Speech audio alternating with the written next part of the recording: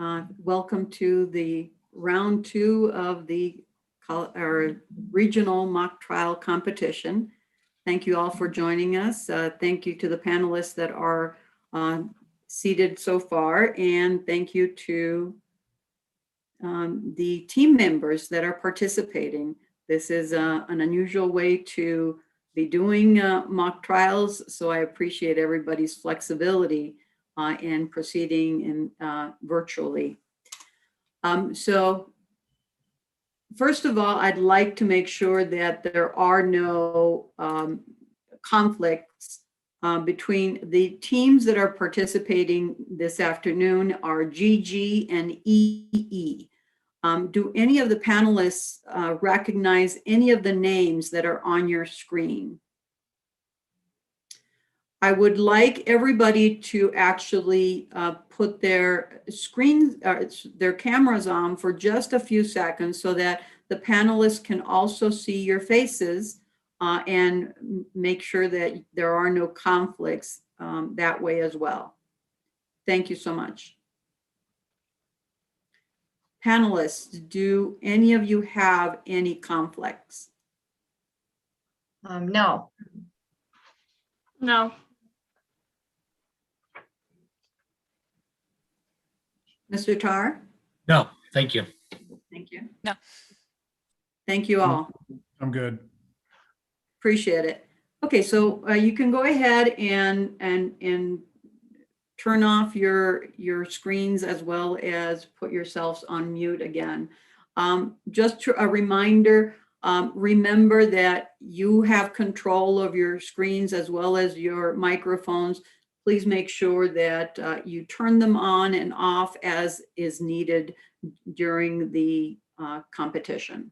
So thank you for that. And the way I'd like it to happen, if you're the primary attorney and the witness and both attorneys, one for each side, can leave their cameras on at all time during the questioning. During the opening and closing, just the two attorneys performing those roles are to have their cameras on. What I'd like to do is make sure that no more than 4 videos are going all at once. I live in a very rural area, so I'm trying not to lose the streaming of the video during the competition. It worked yesterday, so I'm not too concerned, but it does happen. I do hearings all the time, and that sometimes is a problem. So thank you for considering all of that.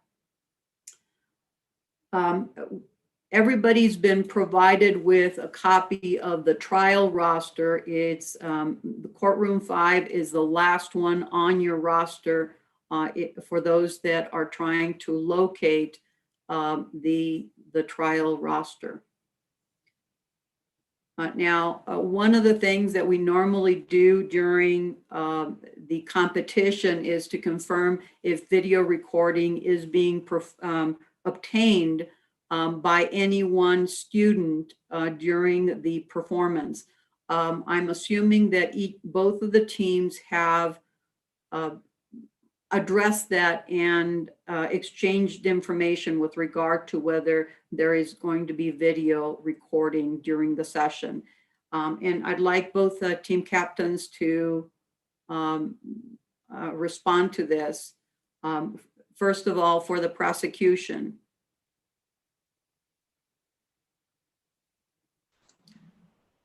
No, Your Honor. Thank you. And for the defense? No, Your Honor. Thank you.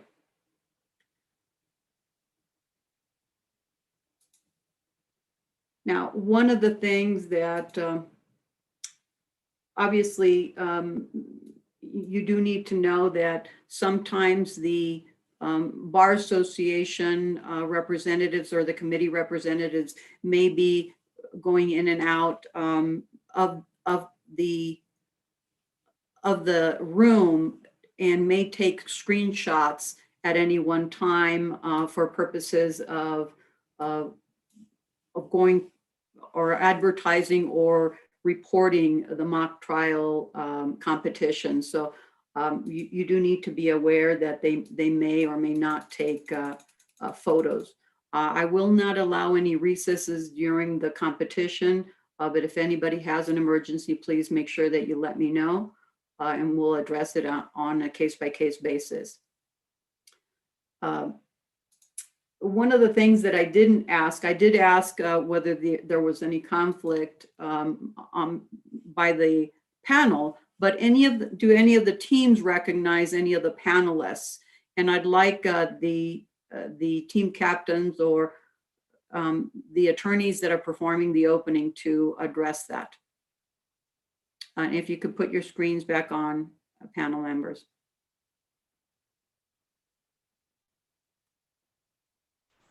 No, Your Honor. Thank you. No, Your Honor. Thank you.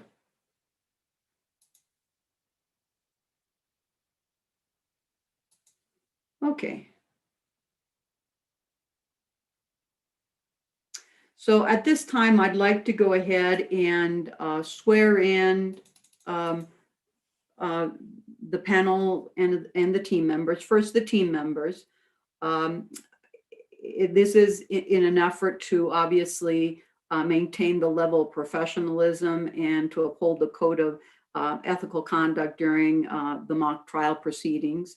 So to the team members, and I know that you're not on the screen, but please raise your virtual hands and please state whether you promise that the presentation you're about to give will faithfully and truthfully conform to the facts and rules of the mock trial competition. You have to actually put your screens on so that I can see you nod.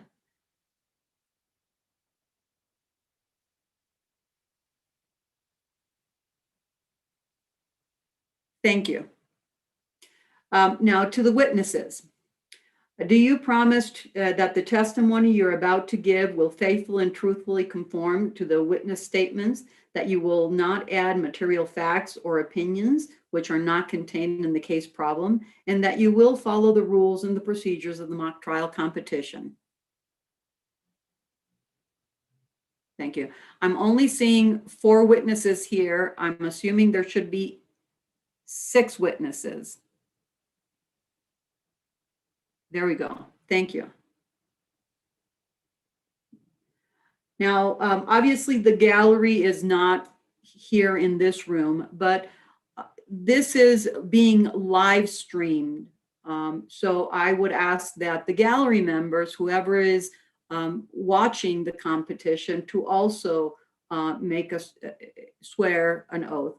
And that includes the teachers, the attorney coaches, family members, and friends. I'd like you to raise your virtual right hands, and I ask that you promise to represent yourselves as positive role models and to behave in a manner that exemplifies the ethical and professional sportsmanship during and after the mock trial round. Do you so swear? And I'm going to assume that everybody nods their hands, so thank you. Now to the scoring panelists, please also raise your right hands, and I'd like to see each one of you. Do you promise to adjudicate the mock trial competition as fairly and objectively as possible and in accordance with the facts, procedures, and rules of the mock trial competition? Thank you. So let's go ahead and get the trial underway. So is the prosecution team ready to proceed? Yes, Your Honor. Thank you, counsel. And is the defense ready to proceed? Yes, Your Honor. Thank you, counsel. So let's go ahead and are there any preliminary matters that the prosecution would like to address at the beginning of the trial? Yes, Your Honor. Go ahead, Ms. Riley. Good afternoon, Your Honor. May I introduce myself and my team? Absolutely, go ahead. My name is Camille Riley. I am here with my co-counsel to represent the state of Colorado. Today, I will be directing Alex Cifuentes and cross-examining Taylor Perkins. May I have my co-counsel introduce themselves? Absolutely. Go ahead.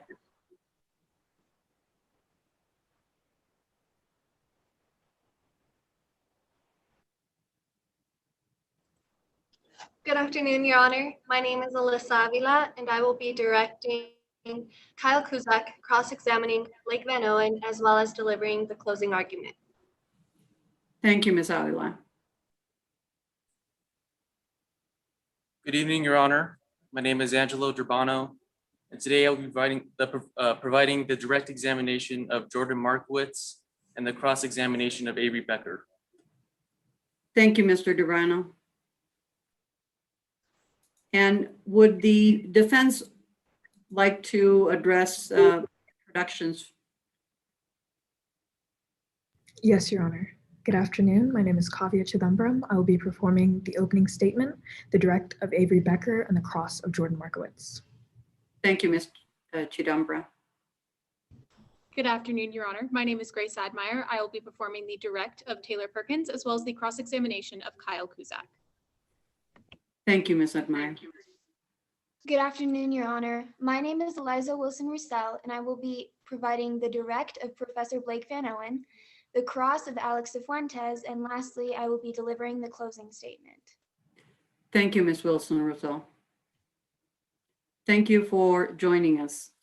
At this time, will the prosecution have the witnesses introduced? Yes, Your Honor.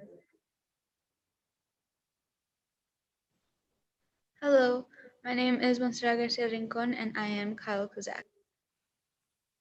Thank you.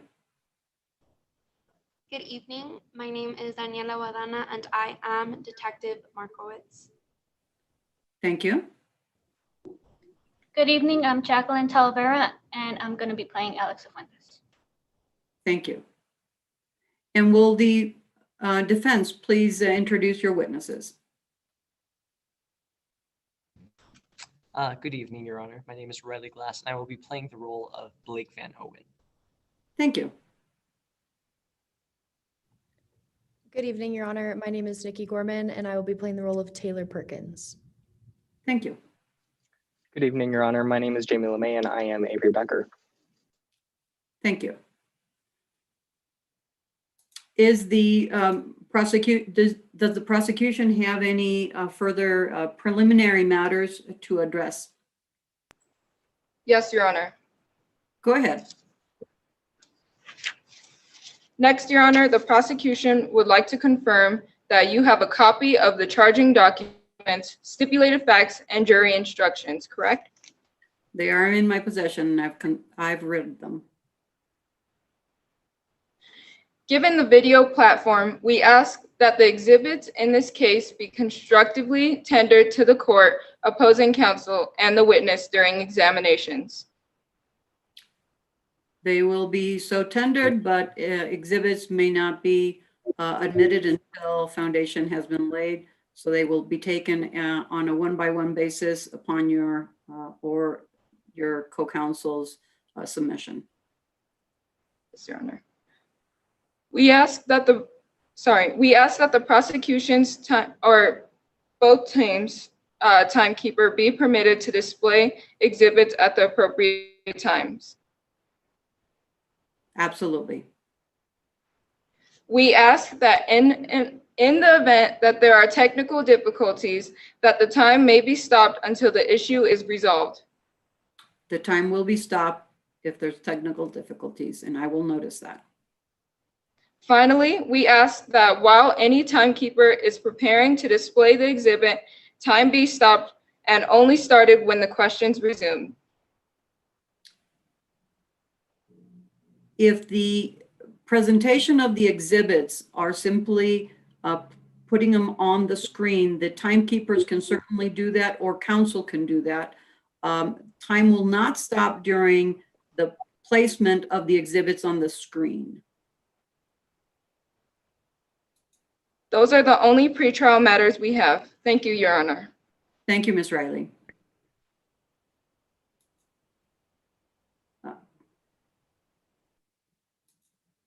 Um, um, The attorney for the defense, do you have any other pretrial matters that need to be addressed at this time? Yes, Your Honor. The defense asks that both parties may stay seated during examinations. All parties will be allowed to remain seated, Ms. Chidambra. We also ask that both parties may stand for opening and closing statements. At your leisure, if you'd like to stand, you may do so. Thank you, Your Honor. You're welcome. Any other preliminary matters, Ms. Chidambra? No, Your Honor. Thank you.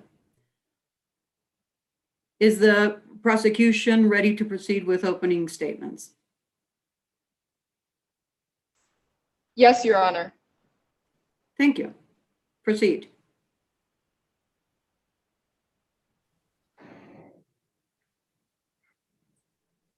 May I proceed, Your Honor?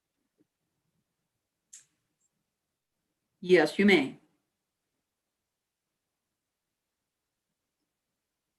Good evening, members of the jury. My name is Angelo Durbano, and alongside my co-counsel, Alyssa Avila and Camille Riley, I represent the people of Colorado. Today's case is about a burglary gone wrong.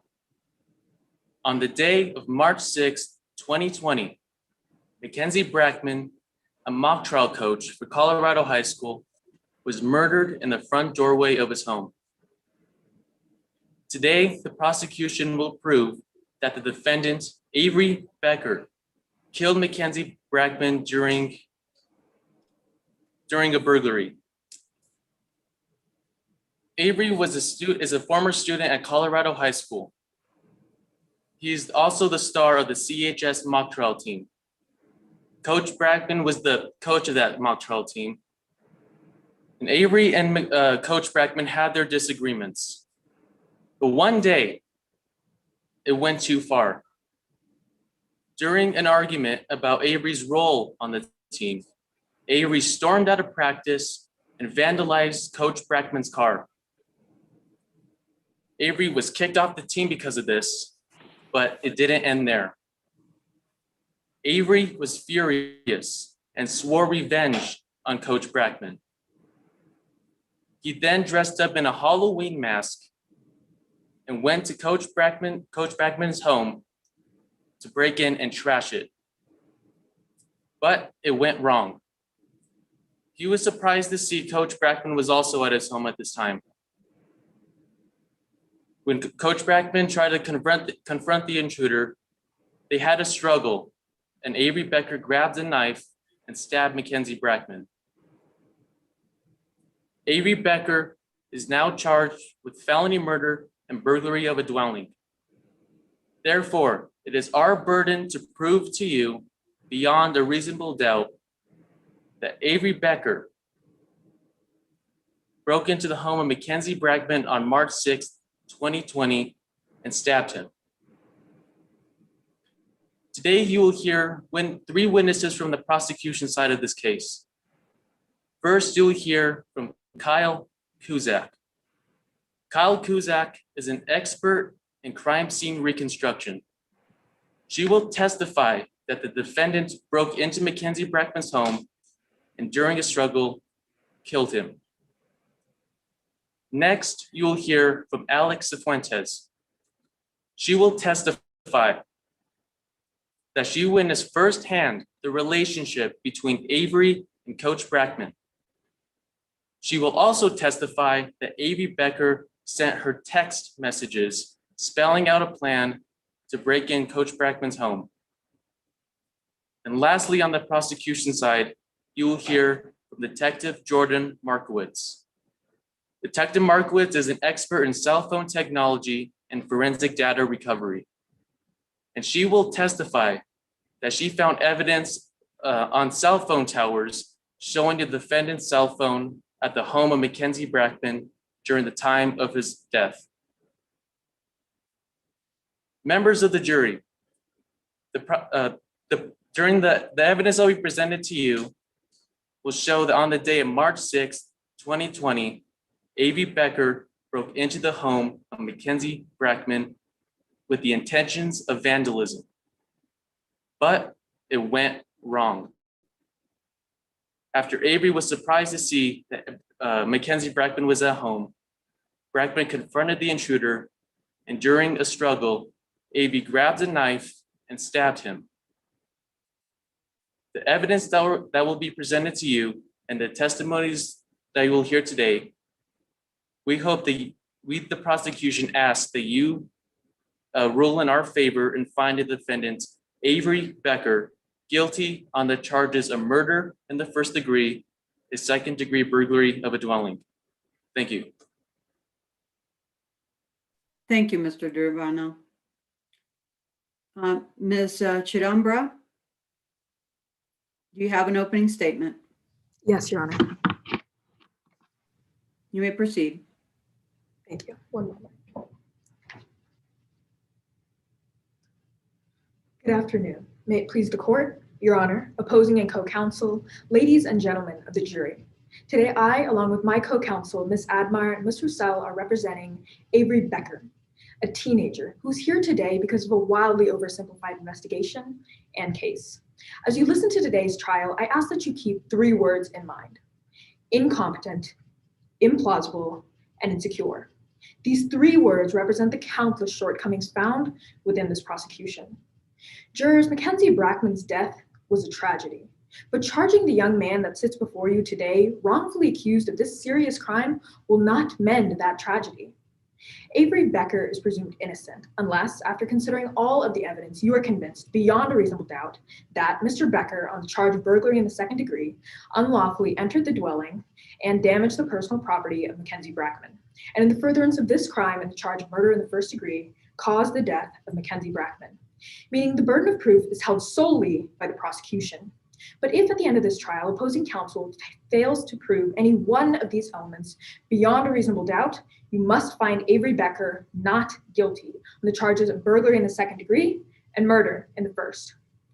Now, the prosecution will try to convince you of their oversimplified story through a tale lacking motive and bursting with assumptions.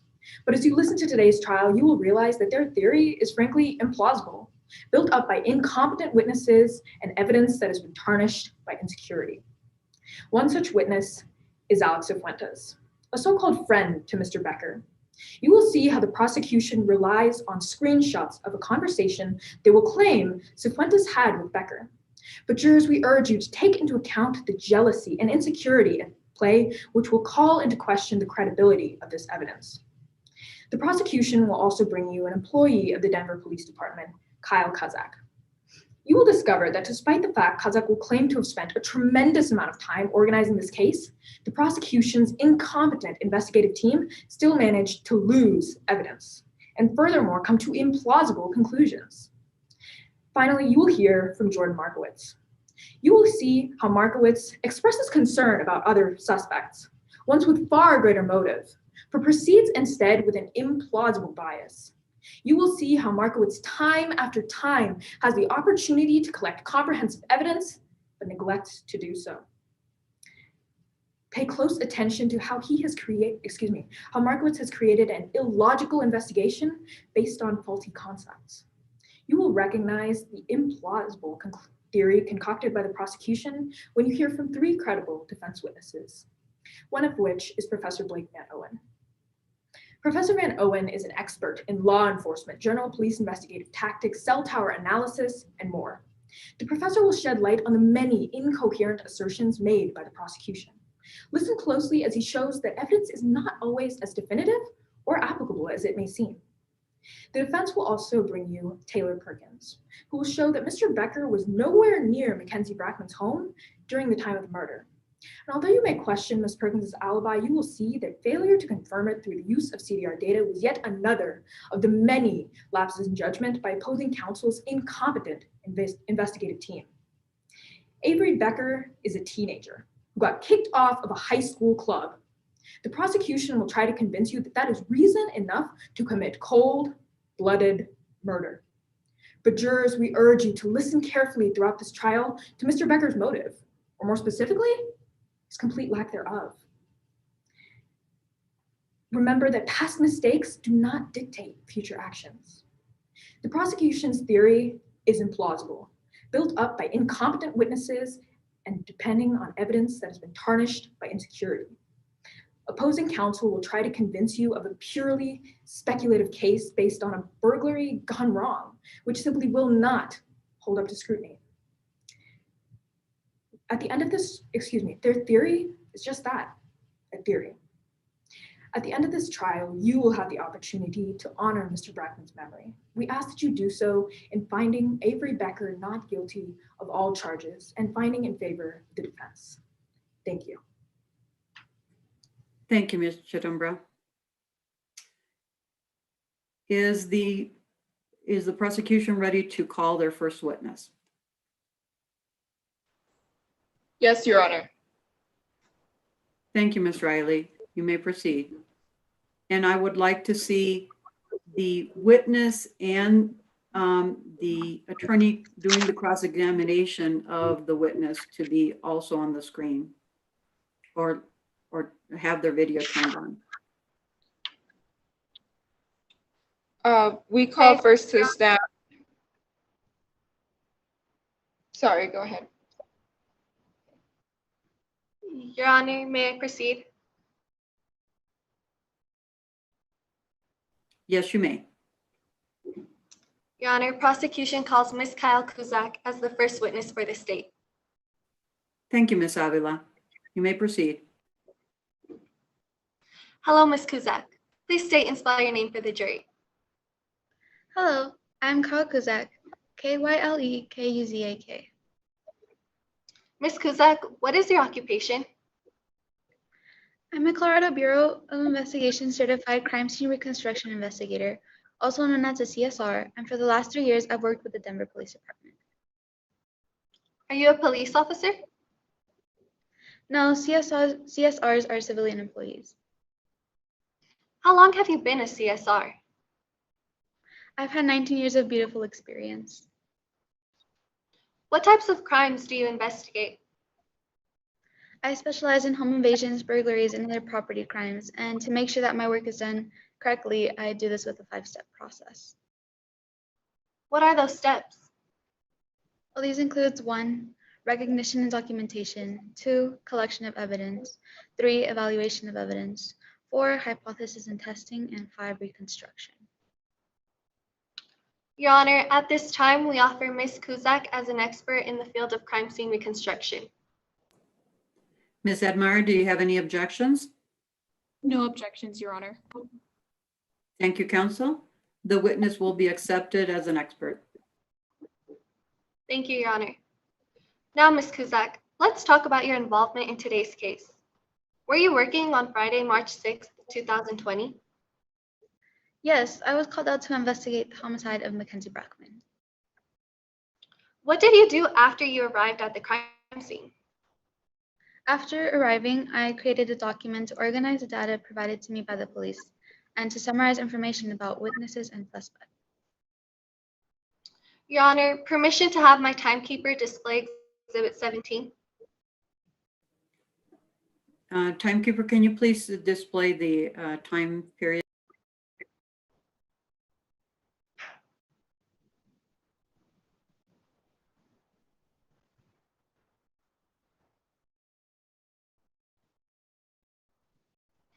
Ms. Kuzak, do you recognize Exhibit 17?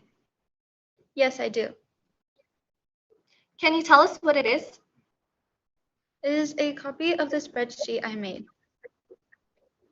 Is Exhibit 17 a true and accurate representation of the document you made? Yes, it is.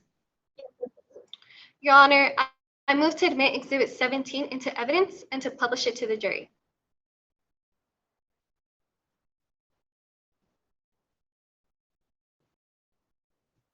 Objection, Your Honor. Hearsay. May I respond, Your Honor? Absolutely. Go ahead. Your Honor, Exhibit 17 is not being offered for the truth, but to explain the procedure Ms. Kuzak followed and show her conclusions. Even if the document itself constitutes hearsay, there are several exceptions that apply. One being that because the document contains Ms. Kuzak's present sense impression of the crime, which can be seen in Rule 803.1. Exhibit 17 is also admissible under Rule 803.5 as it is a recorded recollection. As seen in Rule 803.6, the document is also a record of regularly conducted activity. Any further objections, counsel? Yes, Your Honor. As to the exceptions under Rule 803.5 and 803.6, I don't believe counsel has laid the proper foundation that this is a regularly conducted business activity or that it is a recorded recollection of Ms. Kuzak's. Ms. Avila, do you want to rehab the witness or have the witness ask questions, further foundation questions with regard to this exhibit? Yes, Your Honor. Go ahead.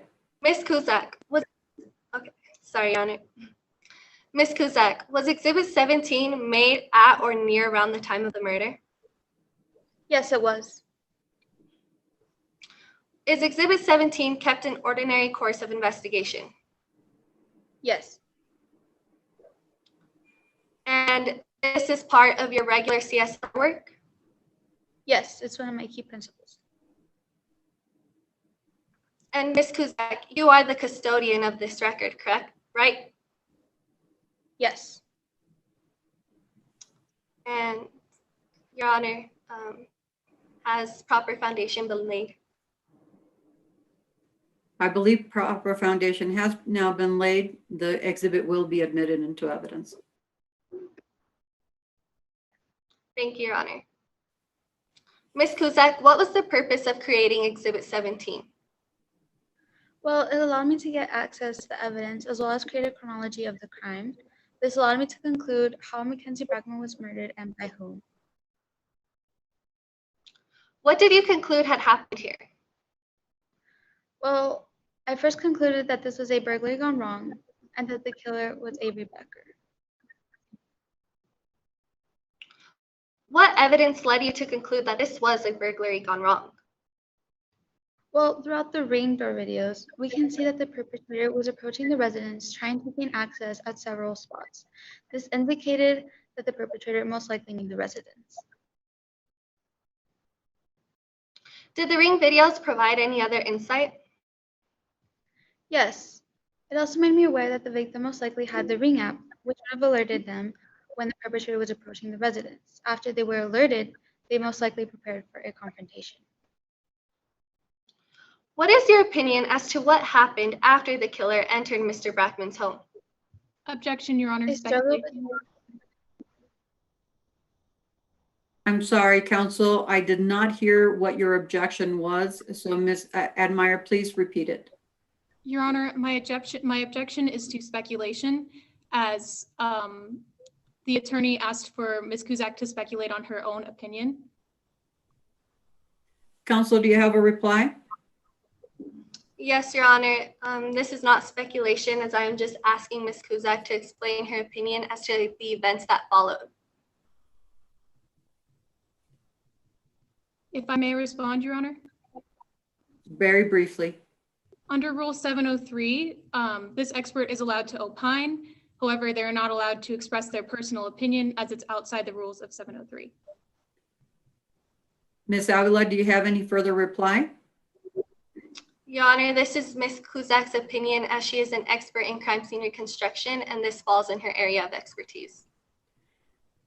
Ms. Kuzak has been accepted as an expert in the field. She may provide her expert opinions in that matter.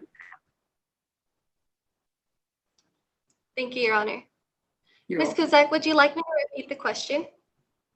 Yes, please. What is your opinion as to what happened after the killer entered Mr. Brackman's home? I struggle between the two. Your Honor, permission to have my timekeeper display exhibits 18 and 9. Certainly.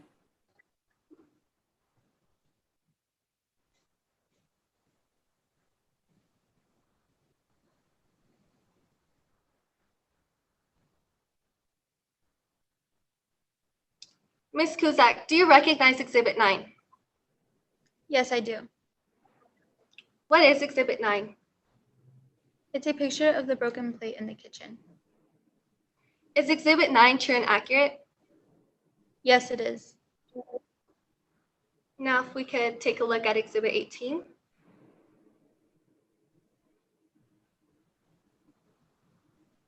Do you recognize Exhibit 18? Yes, I do. Can you tell us what it is? It's a picture of the scuff marks in the kitchen. Did you personally see the scuff marks? Yes, I did. Is Exhibit 18 a true and accurate representation of what you saw in the kitchen? Yes. And did you rely on Exhibits 18 and 9 in forming your opinions? Yes, I did. Your Honor, I move to admit Exhibits 18 and 9 into evidence and publish to the jury with Exhibit 18 first. Counsel, do you have any objections to the admission of Exhibit 9 and 18? No objection, Your Honor. The exhibits will be admitted and published to the jury. Ms. Avila, you may proceed. Thank you, Your Honor. How did Exhibits 18 and 9 inform your opinions about what had happened here? Well, since both took place at the same location, it indicated that there was a struggle between the two. Did you observe anything else of interest around the kitchen? Yes, there was a knife block a few feet away from the counter. Your Honor, permission to have my timekeeper display Exhibits 8 and 6. May do so.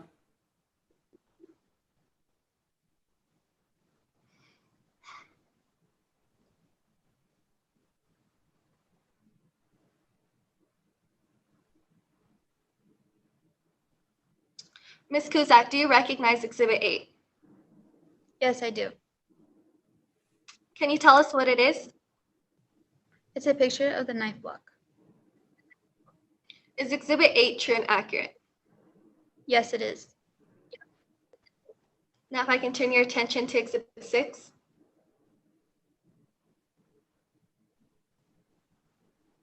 Do you recognize Exhibit 6? I do. Can you tell us what it is? It is a picture of the knife recovered from the victim. Is Exhibit 6 true and accurate? Yes, it is. Your Honor, I move to admit Exhibits 8 and 6 into evidence and to publish to the jury. Ms. Admire, do you have any objections to the exhibits 8 and 6? No objection for Exhibit 6, Your Honor, but as to Exhibit 8, I object to relevance. Counsel, Ms. Avila, do you have any response to that objection? Yes, Your Honor. This image is relevant as it helps show the events that took place in the kitchen and shows that the murder weapon most likely came from inside the house. If I Ms. may Admire? respond. Yes, Ms. Admire, go ahead and respond. I don't believe that counsel and this witness have provided the proper foundation as to why this exhibit is relevant to this case. And you're talking about Exhibit 8, is that correct? Yes, Your Honor. Exhibit 8. Okay. Any further response by the prosecution, Ms. Avila? No, Your Honor. I'm going to overrule the objection. Both of those exhibits will be published to the jury. Thank you, Your Honor. Proceed. Ms. Kuzak, in your opinion, what is most significant about Exhibits 8 and 6? Well, we can see that the knife matches the one that's missing from the block. Do the brands match? No, but it isn't unusual for someone to have different knife brands in their kitchen. I mean, if you were to lose or damage a knife, you wouldn't go buy a new set, you know?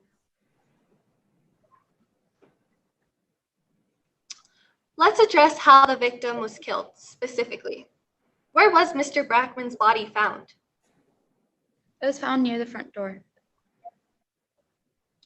What was most significant about the fatal injuries? Well, there was only one stab wound. This was probably because they were stabbed in the scapula, which would have been very hard to take out.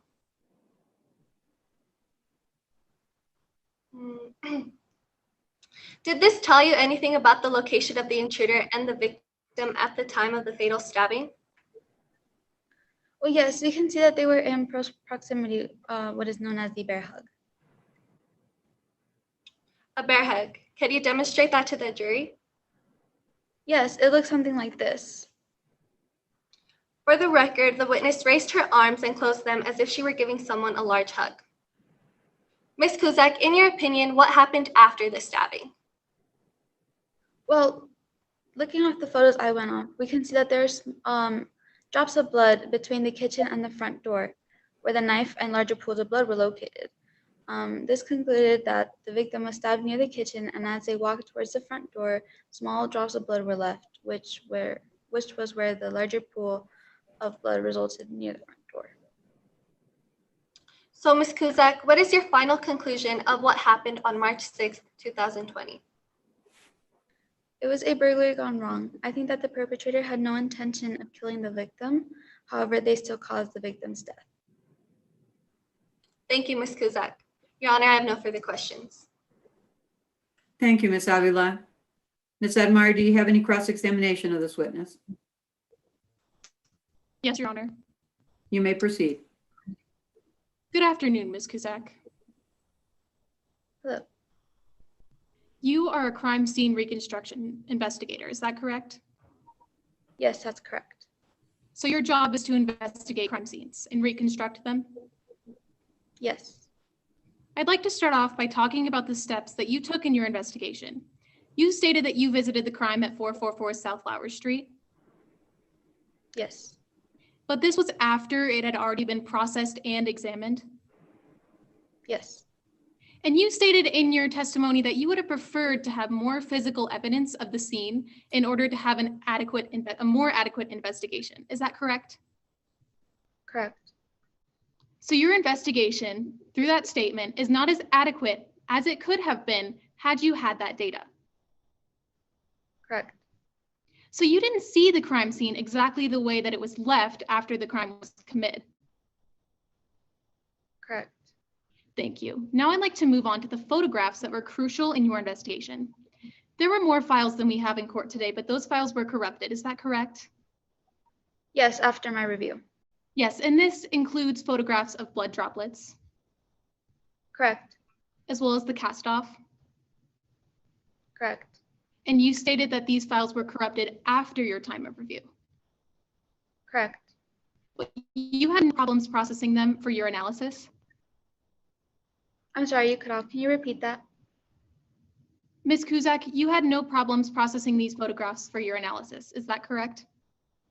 Correct.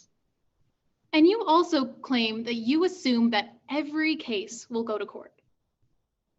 Correct. And you still chose to include this evidence in your court statement, knowing fully well that it wouldn't be available for the jurors to see. Correct.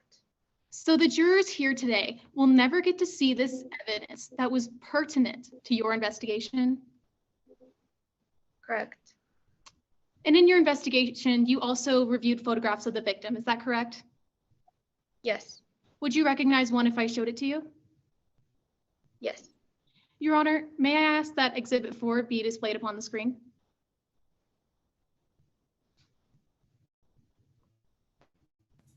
Sorry, I had it on mute. You may. Thank you, Your Honor.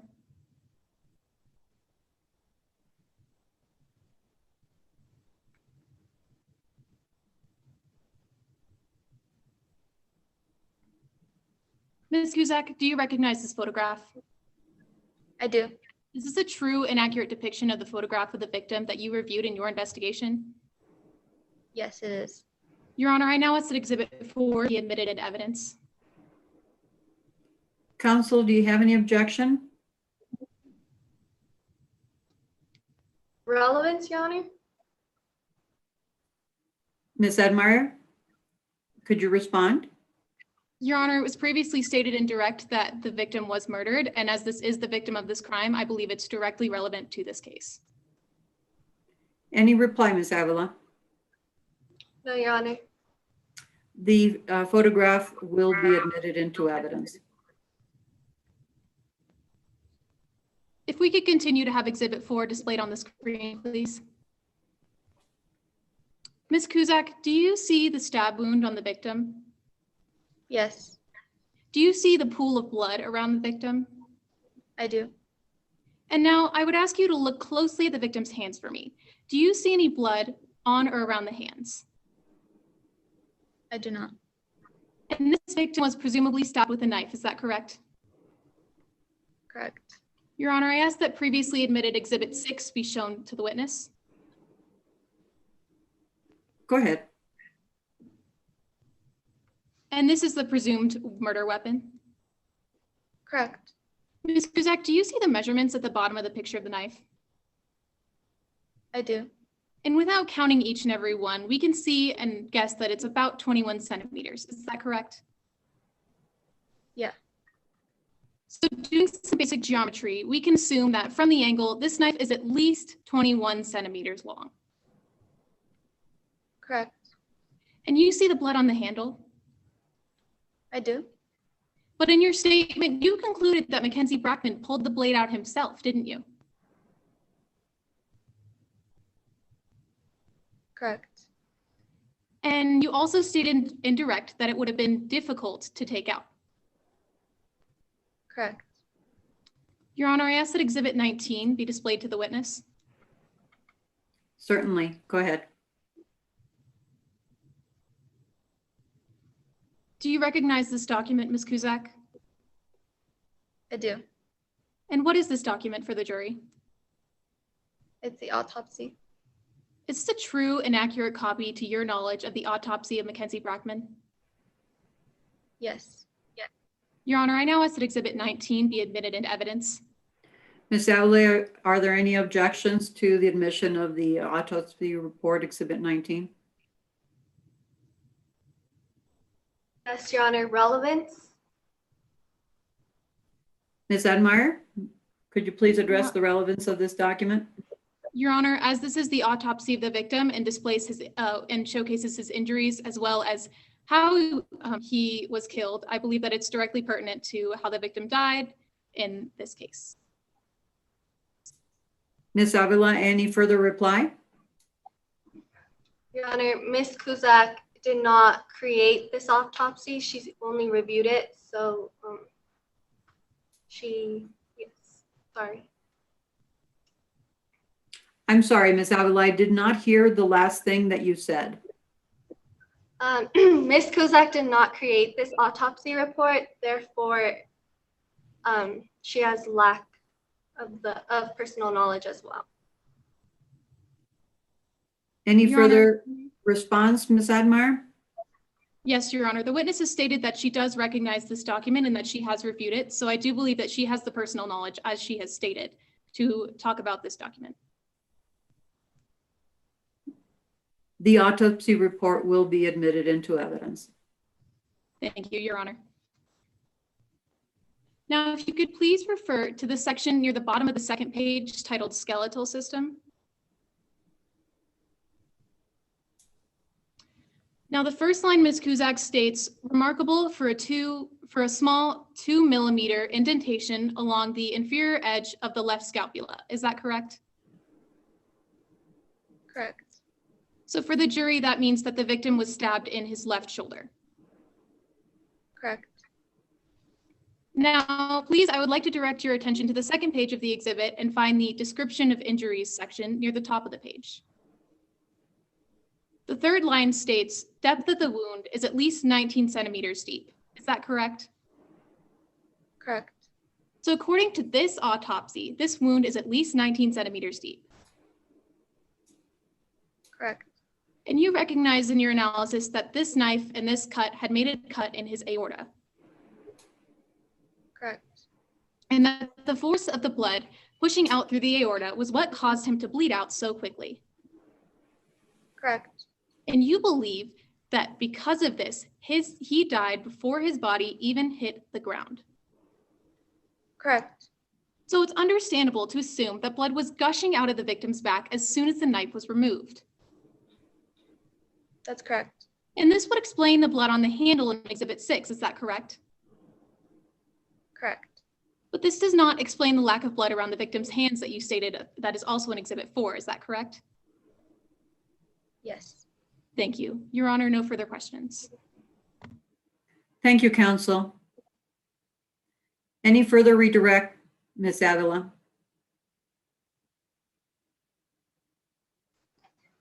Yes, Your Honor.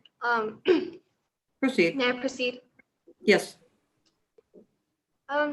Ms. Kuzak, you were asked about the police having lost crime scene photographs. When did that happen in relation to your review of the evidence? This happened after my review. I had no trouble assessing them.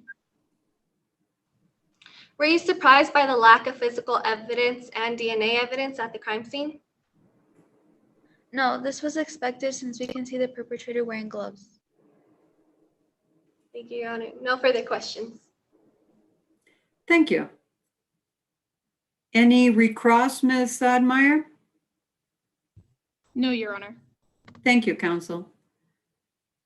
The witness is excused. Thank you, Ms. Cusack, for your testimony. Is the prosecution ready to proceed with their second witness?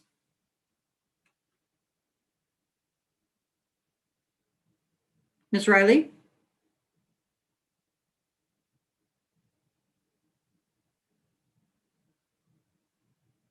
Ms. Riley, you are on mute.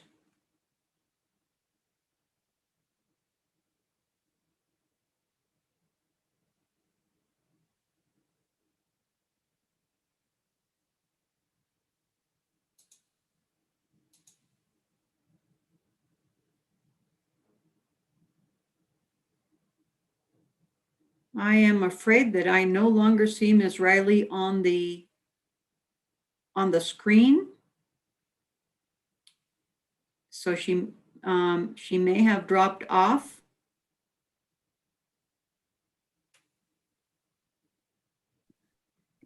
Just a moment. I'm going to quickly try and turn on the cameras for everyone.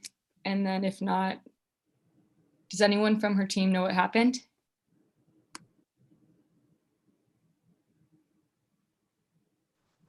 No, but I can go check really quickly. Does Mr. Durbano, do you wish to proceed with your witness while we are waiting for Ms. Riley to return?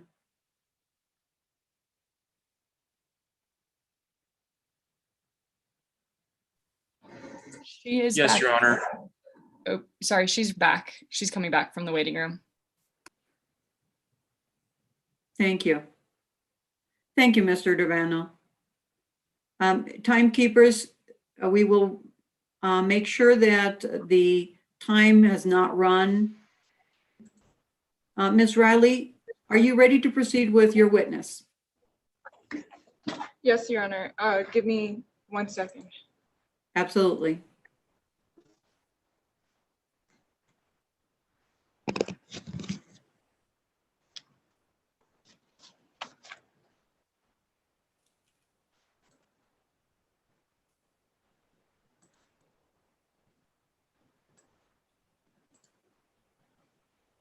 Okay, sorry, Your Honor. Not a problem. Go ahead, Ms. Riley. Good morning, Ms. Cifuentes. Please state your name and spell your last name for the jury. Good evening, Alex Cifuentes, Sifuentes. Are you currently employed? No, I am a senior at Colorado High School.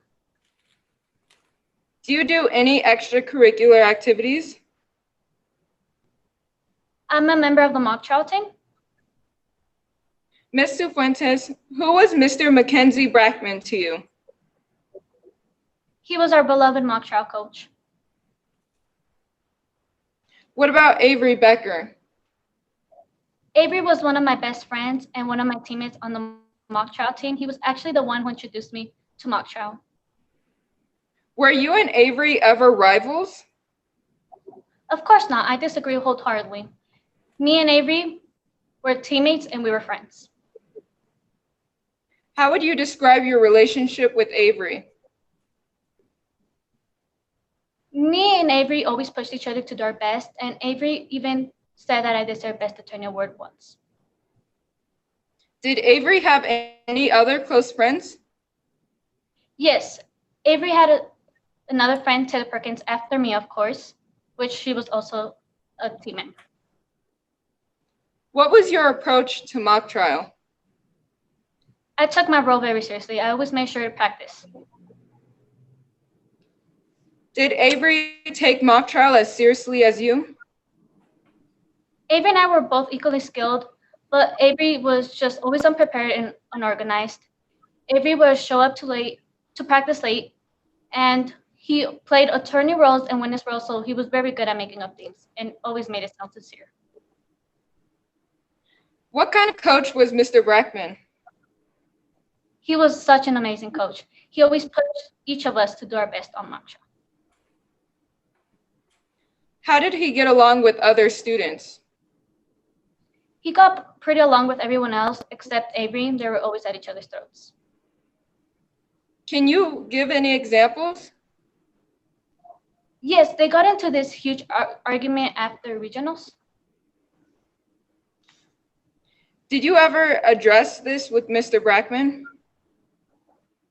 Yes, I did, but I didn't get much of an answer, but I know he was frustrated with Avery and vice versa. Did Coach Brackman ever do anything about Avery's behavior? Yes, Avery once showed up to practice late for the up 10 time, so Mr. Brackman demoted him to the B team. How did Avery react to being demoted?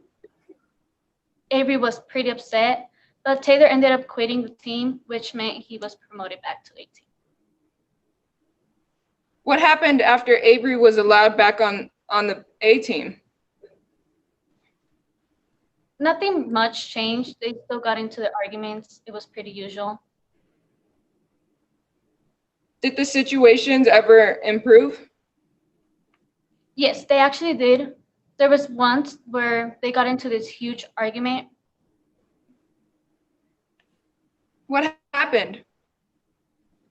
Well, Mr. Brackman was giving advice on Avery on how he could improve, but Avery just didn't seem to realize that you have to be prepared in order for mock trial. How did Avery react? Avery was pretty upset and he did the unthinkable. What was the unthinkable? We were writing out our ideas and how we could improve on mock trial. And Avery was so upset, he grabbed what he claimed was a dry erase marker, which I don't know how. Sharpies, dry erase markers don't look nothing like Sharpies, silly goose. What did Avery do with the Sharpie? Mr. Brackman had a very pristine bride. Mr. Brackman had a gorgeous, expensive 1986 Porsche 911, and Avery vandalized it. What did Avery draw? Avery wrote Worst Attorney Award on the hood of the car. What did Mr. Brackman do? Mr. Brackman was very upset. He quickly removed Avery from the team. I said he should have pressed criminal charges, but he was such a caring coach. Did Avery give up on mock trial after that? Of course not. He sent me text messages on his behalf to help him. What did you do? I, of course, helped. I said I would have a bit larger role if I didn't help Avery, but of course, I did it for the sake of the team. Your Honor, permission to display Exhibit 14. You may display it.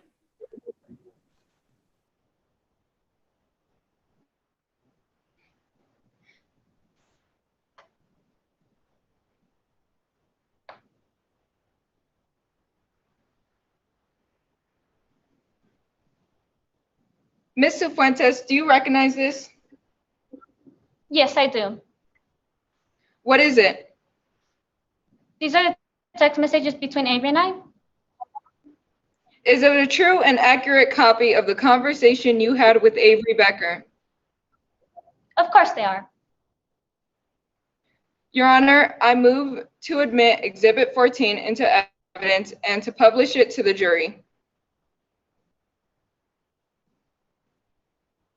Any objections to this exhibit coming in? Yes, Your Honor. I have two main objections. The first one being on the grounds of hearsay, and the second one being on the grounds of lack of foundation. Any response, Ms. Riley?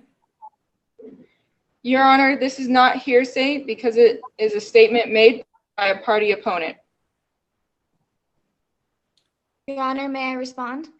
Yes, you may. This is also Ms. Cifuentes' statement and is still hearsay. Any further reply, Ms. Riley? No, Your Honor. The exhibit will not be admitted into evidence.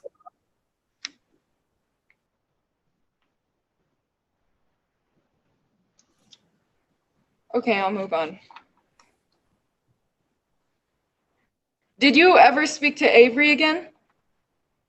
Yes, I did. I later saw him at the Fry Shack with Taylor Perkins. What was the next significant thing that happened?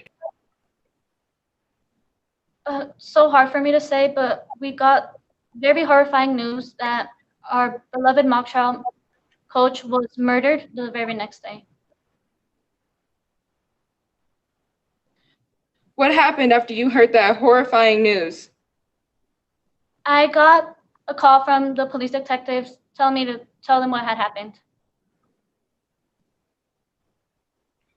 What do you mean?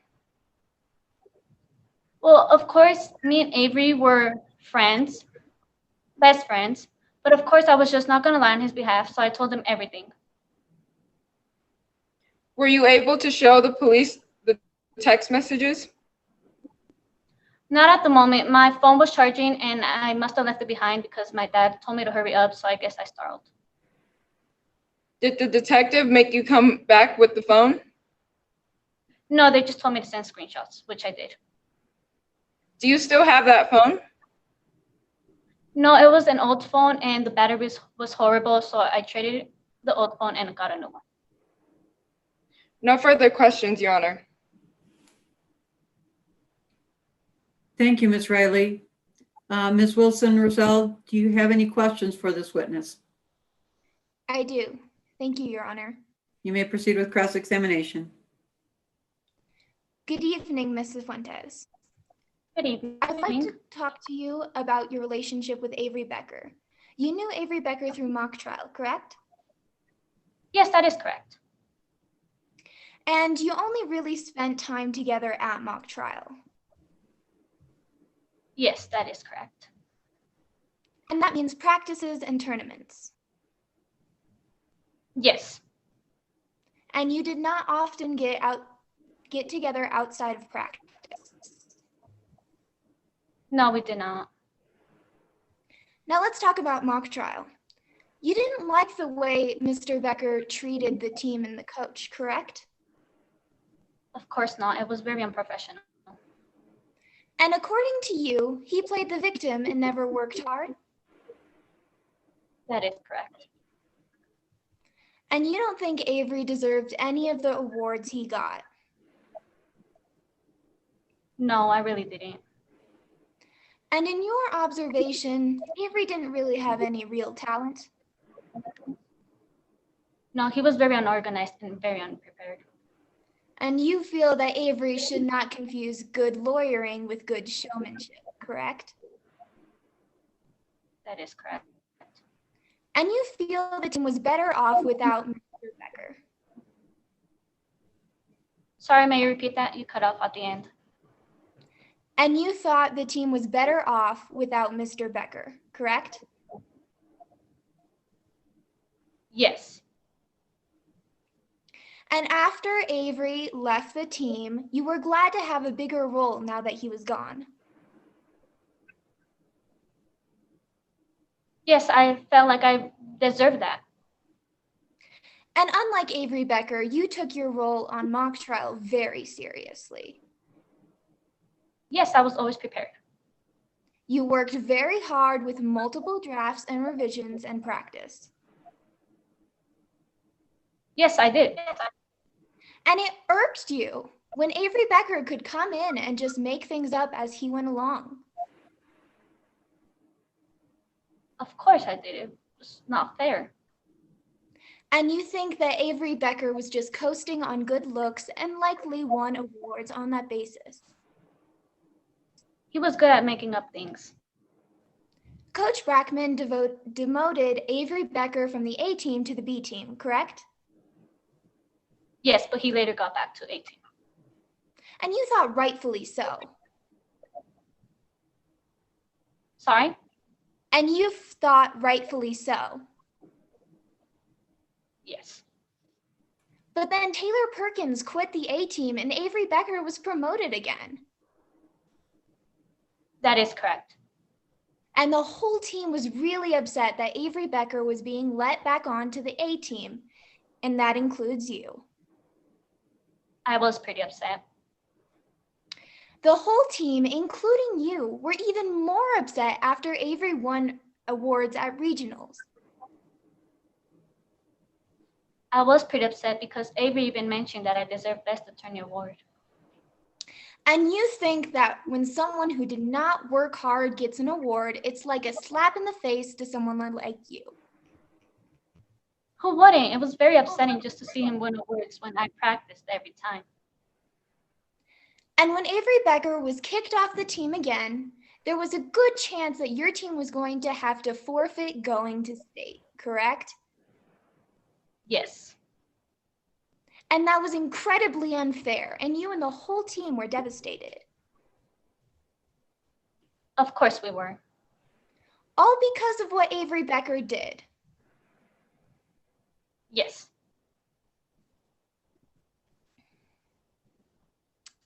Now, Ms. Fuentes, you saw Avery Becker at the Fry Shack the night before Mr. Brackman was killed, correct?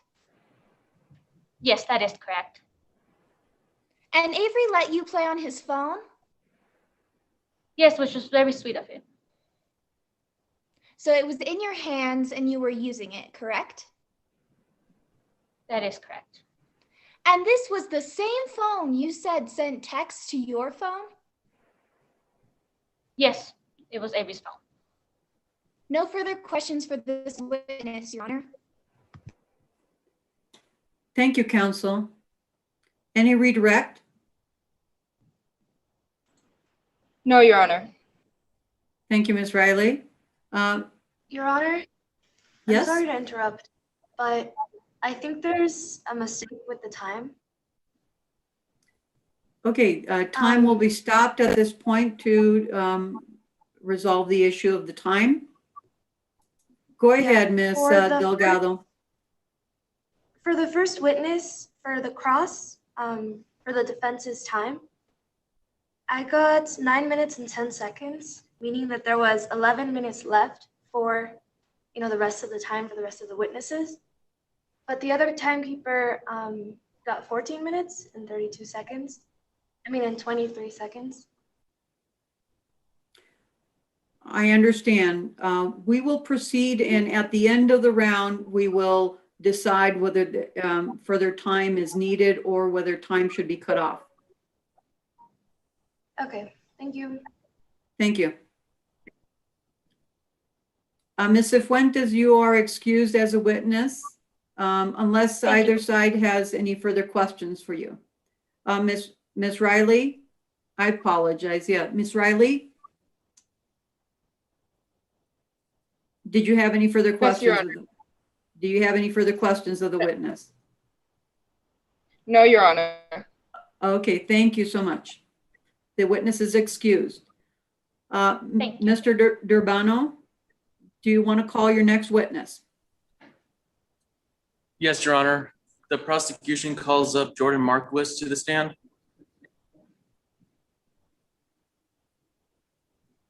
Mr. Markowitz, you may take the stand.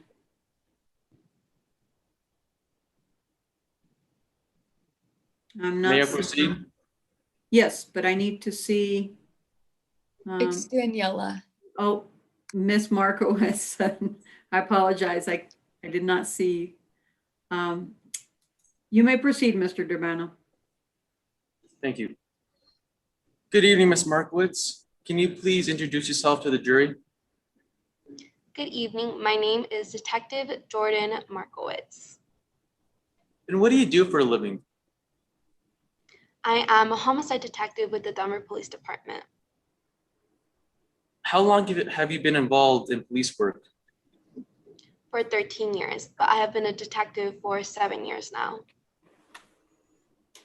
And do you have any areas of specialization?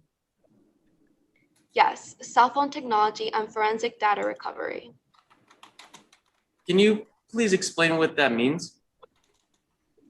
It's basically knowing the different types of cell phone data and records that can be obtained. I also know how to use forensic software such as the Celebrate system to download information. And how often do you use this specific expertise? Constantly as a detective. For example, I have downloaded the contents of literally hundreds of cell phones. I also use cell tower data on a regular basis. I have analyzed and obtained cell tower data in over 50 cases. What makes you qualified to do that? On top of my experience, I received a certification from the American Academy of Law Enforcement. What did earning that certificate entail? I had to take a 3D training course and pass a certification test. Your Honor, we offer up Detective Jordan Markowitz as an expert in the field of homicide investigations, as well as cell phone technology and forensic data recovery. Thank you, counsel. Ms. Chidambra, do you have any objections? No, Your Honor. The witness will be accepted as an expert in the field. Thank you, Your Honor.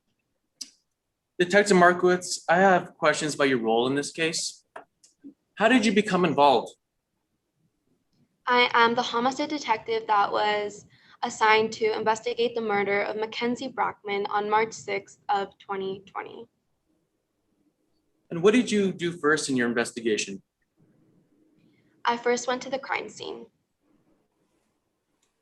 What did you find at the crime scene?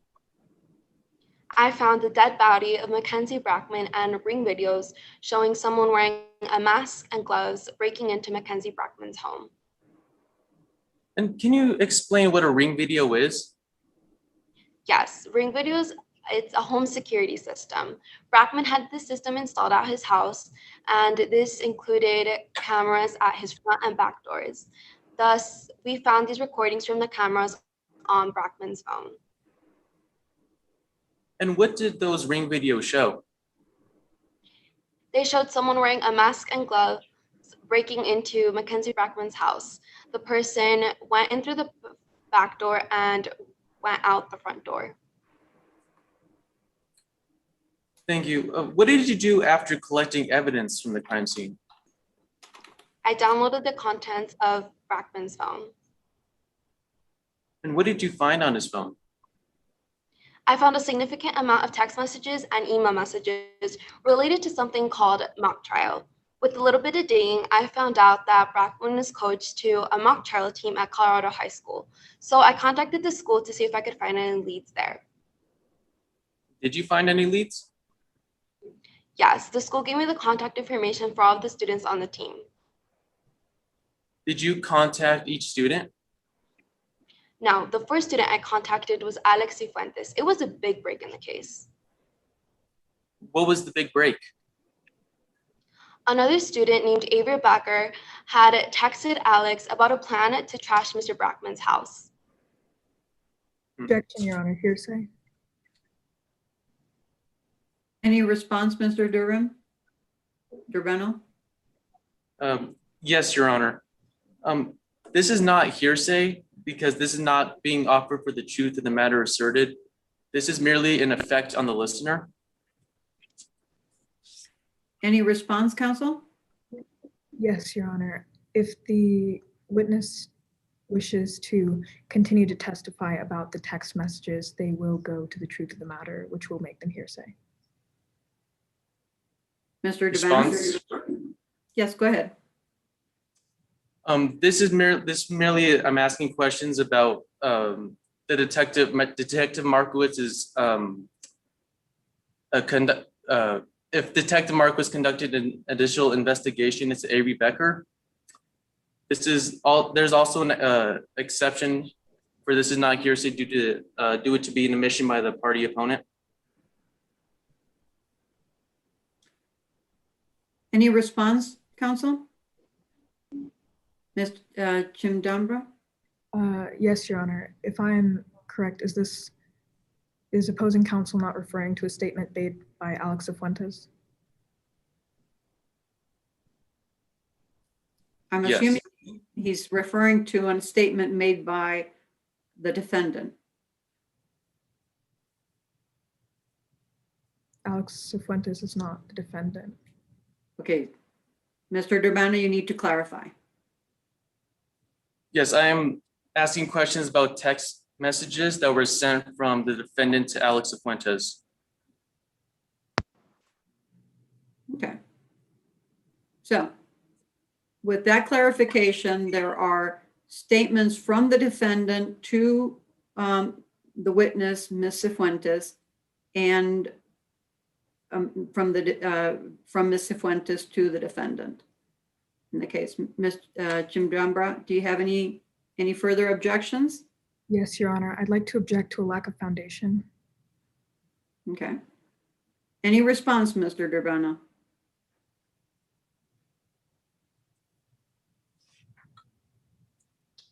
No, Your Honor. I will overrule the objection. The witness may proceed and testify. Thank you, Your Honor. Thank you, Your Honor. Detective, what did you do next? Given the threat, I had Alex Cifuentes and his parents come in for an interview. What did you find out from that interview? I found out that before the threat, Avery had texted. I found out that before the threat was made, Avery had texted Cifuentes pleading for help to get back on the team. When Cifuentes texted back that Brackman wouldn't budge, Avery was very angry. Objection, Your Honor. Speculation. Mr. Devanna?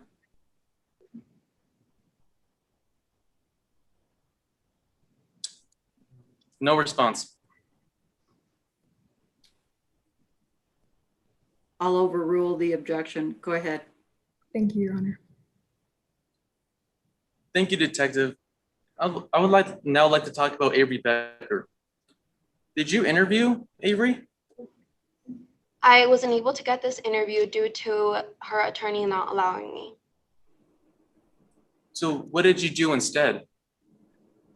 Instead, I got a search warrant for Avery's cell phone, but the search was never conducted because Avery had allegedly lost his phone on March 5th of 2020, the day before the murder.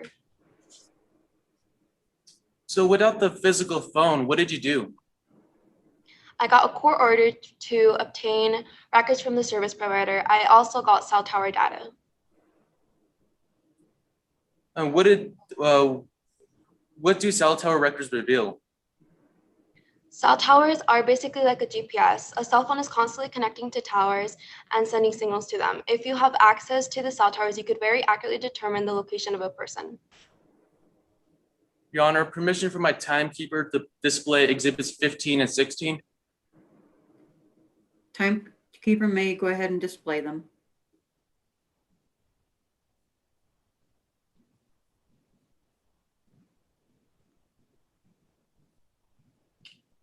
Detective, do you recognize this? Yes, these are diagrams that I made that summarize Avery's call detail records. And is this diagram an accurate representation that of the ones that you made? Yes. Your Honor, I move to admit exhibits 15 and 16 into evidence and publish to the jury. Council, any objections? Yes, Your Honor. For 15 and 16, I object hearsay and lack of foundation. And for 16, I object speculation.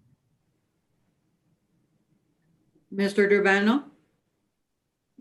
Your Honor, exhibits 15 and 16 were diagrams that were made by Detective Markowitz herself, and they show how her investigation into Mr. Becker's cell phone.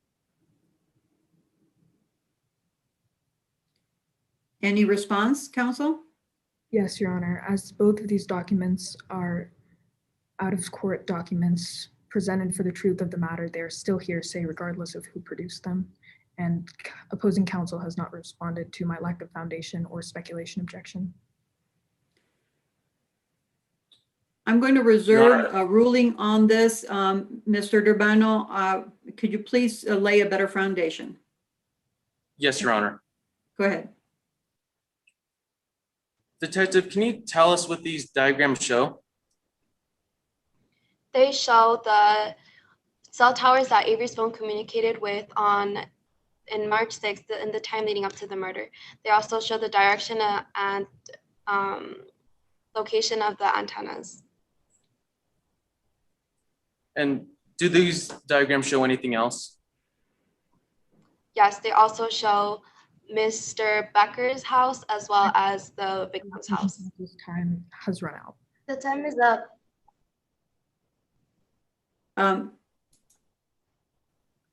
To the two timekeepers, I'd like you to post the timing that you have at this point. For the time that they have for direct for the defense team, they are up. They have no more time left. For cross-examination, Team EE has 6 minutes left. And the second timekeeper, what's the difference that you see? I agree that time is up, and I agree with the direct, or the cross, my apologies. Okay. Thank you, counsel. I think time is up then, based on the agreement between the timekeepers. I'll allow any further cross-examination at this time. Thank you, Your Honor. Thank you, Mr. Durbano.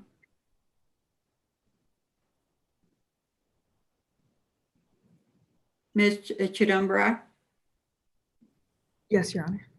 Go ahead and cross-examine the witness, please. Thank you, Your Honor.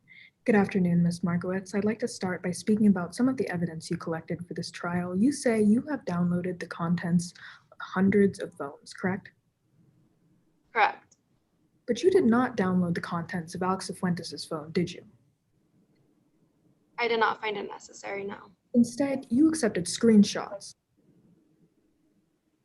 I did ask for Alex Cifuentes' phone first, but at the time, Alex didn't have it, so screenshots were the next best thing. And those were sent to you by a teenager? Yes, Alex Cifuentes is a teenager. As evidence in a murder case, is that correct? Yes, there's nothing wrong with this. Thank you. Even after saying that it was odd, Cifuentes had left his phone at home, her phone at home. Well, Cifuentes did leave his phone, but it's understandable. Now, you are aware, Ms. Markowitz, that screenshots can be altered, correct? It's a possibility, but I also had the call detail records to support the communications in between Alex and that there is no way to know for sure if these are unaltered screenshots. I mean, you can't know for sure. Thank you. Let's move on to Ring video doorbell camera data. You downloaded information from Mr. Brackman's Ring video camera account, right? I did. And you say that Mr. Brackman was alerted to an intruder's efforts to get inside by push notifications on his phone. We don't know if these notifications were on. Right. So even if they had been on, there's a good chance that Mr. Brackman could have missed the notification, right? Yes, there's a very good chance. But you still concluded that Mr. Brackman was alerted to the intruder's efforts to get inside by notifications from the Ring video count, right? Yes, but this doesn't mean Mr. Brackman saw the notifications. You say that because of this, Brackman confronted the intruder with a knife. Yes. And your theory is that Avery Becker somehow got the knife from Brackman and killed him with it. I do believe this. Which would mean to you that a teenager wrestled a knife out of the grips of a grown man. Is that correct? Objection, speculation. Any response? Yes, Your Honor. This is a statement directly from Ms. Markowitz's statement. Mr. Durbano? I stand by my objection. Oh, objection is overruled. You may proceed. Thank you, Your Honor. Let me repeat the question. It would mean to you that that Avery Becker, let me begin again. Which would mean to you that a teenager wrestled a knife out of the grips of a grown man. Is that correct? Yes, we don't know the strength of Avery Becker. We can't tell that. It's About all detailed record data. You say that Avery Becker was at Mr. Brackman's home based on CDR data, right? Can you repeat your question? I'm sorry, you cut off. You say that Avery Becker was at Mr. Brackman's house based on CDR data, right? I don't say this.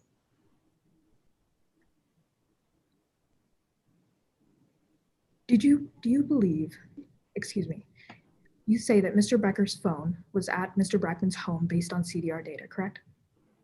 Oh, my apologies. Yes, I didn't hear your question correctly. Thank you. And so the CDR data tells us that Mr. Becker's phone was somewhere within a 120-degree region of land extending out from the tower, right? Yes. Isn't it true that Mr. Becker's phone could have been even further than that and just happened to connect with that specific tower? Yes, but most of the time, the cell phones connect with the nearest tower. So the CDR data shows us a likely location of Mr. Becker's phone as it received calls and texts within the given time frame, right?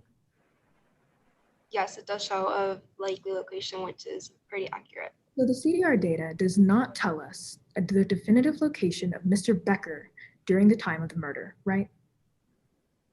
It tells us a location that it could have been, yes. To repeat my question for the jury, the CDR data does not tell us the definitive location of Mr. Becker during the time of the murder. Is that correct? It tells us the location that it must have been. Thank you.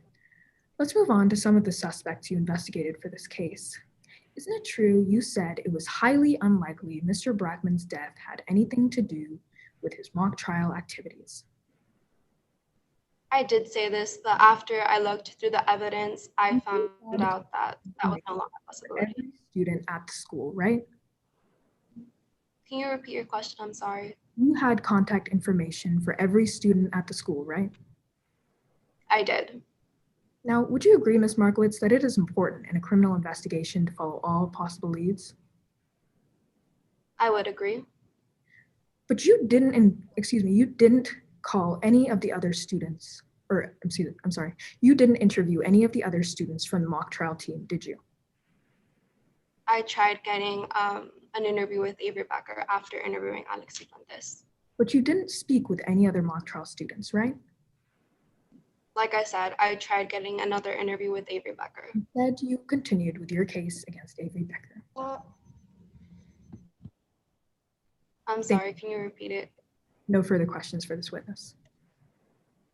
Thank you. Anything further, Mr. Durbano? No, Your Honor. Does the prosecution rest at this time? Yes, the prosecution rests. Thank you, counsel. Is the defense ready to put on their first witness? Yes, Your Honor. Thank you, Ms. Wilson-Russell. go ahead and call your first witness. Thank you. Your Honor, at this time, the defendant calls Blake Van Owen to the stand. Good evening, Professor Van Owen. Could you please state and spell your name for the court? Good evening. My name is Professor Blake Van Owen, Vanowen, and that's as two separate words. And we call you Professor. What did you do to earn that title? I teach a class at CU Denver on police practices and social justice. And of course, in order to teach, you need a degree. Could you tell us about your education? Yes, I have a master's degree in criminal justice from Ashford University. And do you have any hands-on experience in investigation? Yes, I have consulted on tens of dozens of cases where I have been verified as an expert in the areas of police practices, cell tower analysis, crime scene reconstruction, and general police investigation tactics. So you say you've testified as an expert witness before. Where have you testified? I have testified in the U.S. District Courts for Nevada, Colorado, and New Mexico, as well as many others. Your Honor, at this time, I'd like to qualify Professor Blake Van Owen as an expert in the field of law enforcement, specializing in crime scene reconstruction, cell tower analysis, and general police investigation tactics, and to be able to give opinions based upon this under Rule 702 and 703. Ms. Riley, do you have any objections? Yes, Your Honor. The prosecution objects to Mr. Van Owen being qualified as an expert in cell tower analysis. With your permission, I would like to conduct a brief voir dire of Mr. Van Owen's qualifications.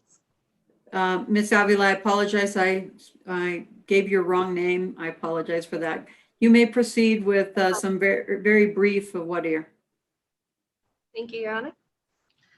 Mr. Van Owen, are you familiar with forensic software such as Celebrite? Yes, I am. Have you taken any training in the area of cell tower analysis? I believe it was included in my education to get my master's degree in criminal justice. And I previously worked on a police force. But it wasn't stated in your statement, correct? No, it was not. Have you received a certification for phone technology? No, I have not. How about a certificate for forensic data recovery? No, I do not believe so. Your Honor, we agree that Mr. Van Owen is qualified as an expert in police practices and crime scene reconstruction. However, we object to the witness being qualified to testify as a cell tower analysis expert, as he has no special training that shows he is qualified to give such opinions. Ms. Wilson-Rosell? Your Honor, what is required of an expert is scientific or specialized knowledge that will assist the trier of the fact. Professor Blake Van Owen has testified already as an expert witness in the field of cell tower analysis, and therefore I think he has enough knowledge, skill, and experience in order to help the jury understand this evidence. The witness will be accepted as an expert in all three fields as delineated by the defense. Thank you, You may Your proceed. Honor. I'd like to talk to you about the matter of the death of Mackenzie Brackman. Have you reviewed the investigation in this matter? Yes, I have. And who retained you for that task? Avery Becker's defense team retained me to review the methodology and the theories of the prosecution. And what material did you review? I have carefully examined the case, including exhibits 1 through 22 and the witness statements for Jordan Markowitz, Avery Becker, Kyle Kuzak, and Taylor Perkins. And if I am correct, one of those exhibits is one of your reports, correct? Yes, this is true. Would you recognize this report that you created if it was shown to you? Yes, I would. Your Honor, may Exhibit 20 be projected onto the screen? Yes.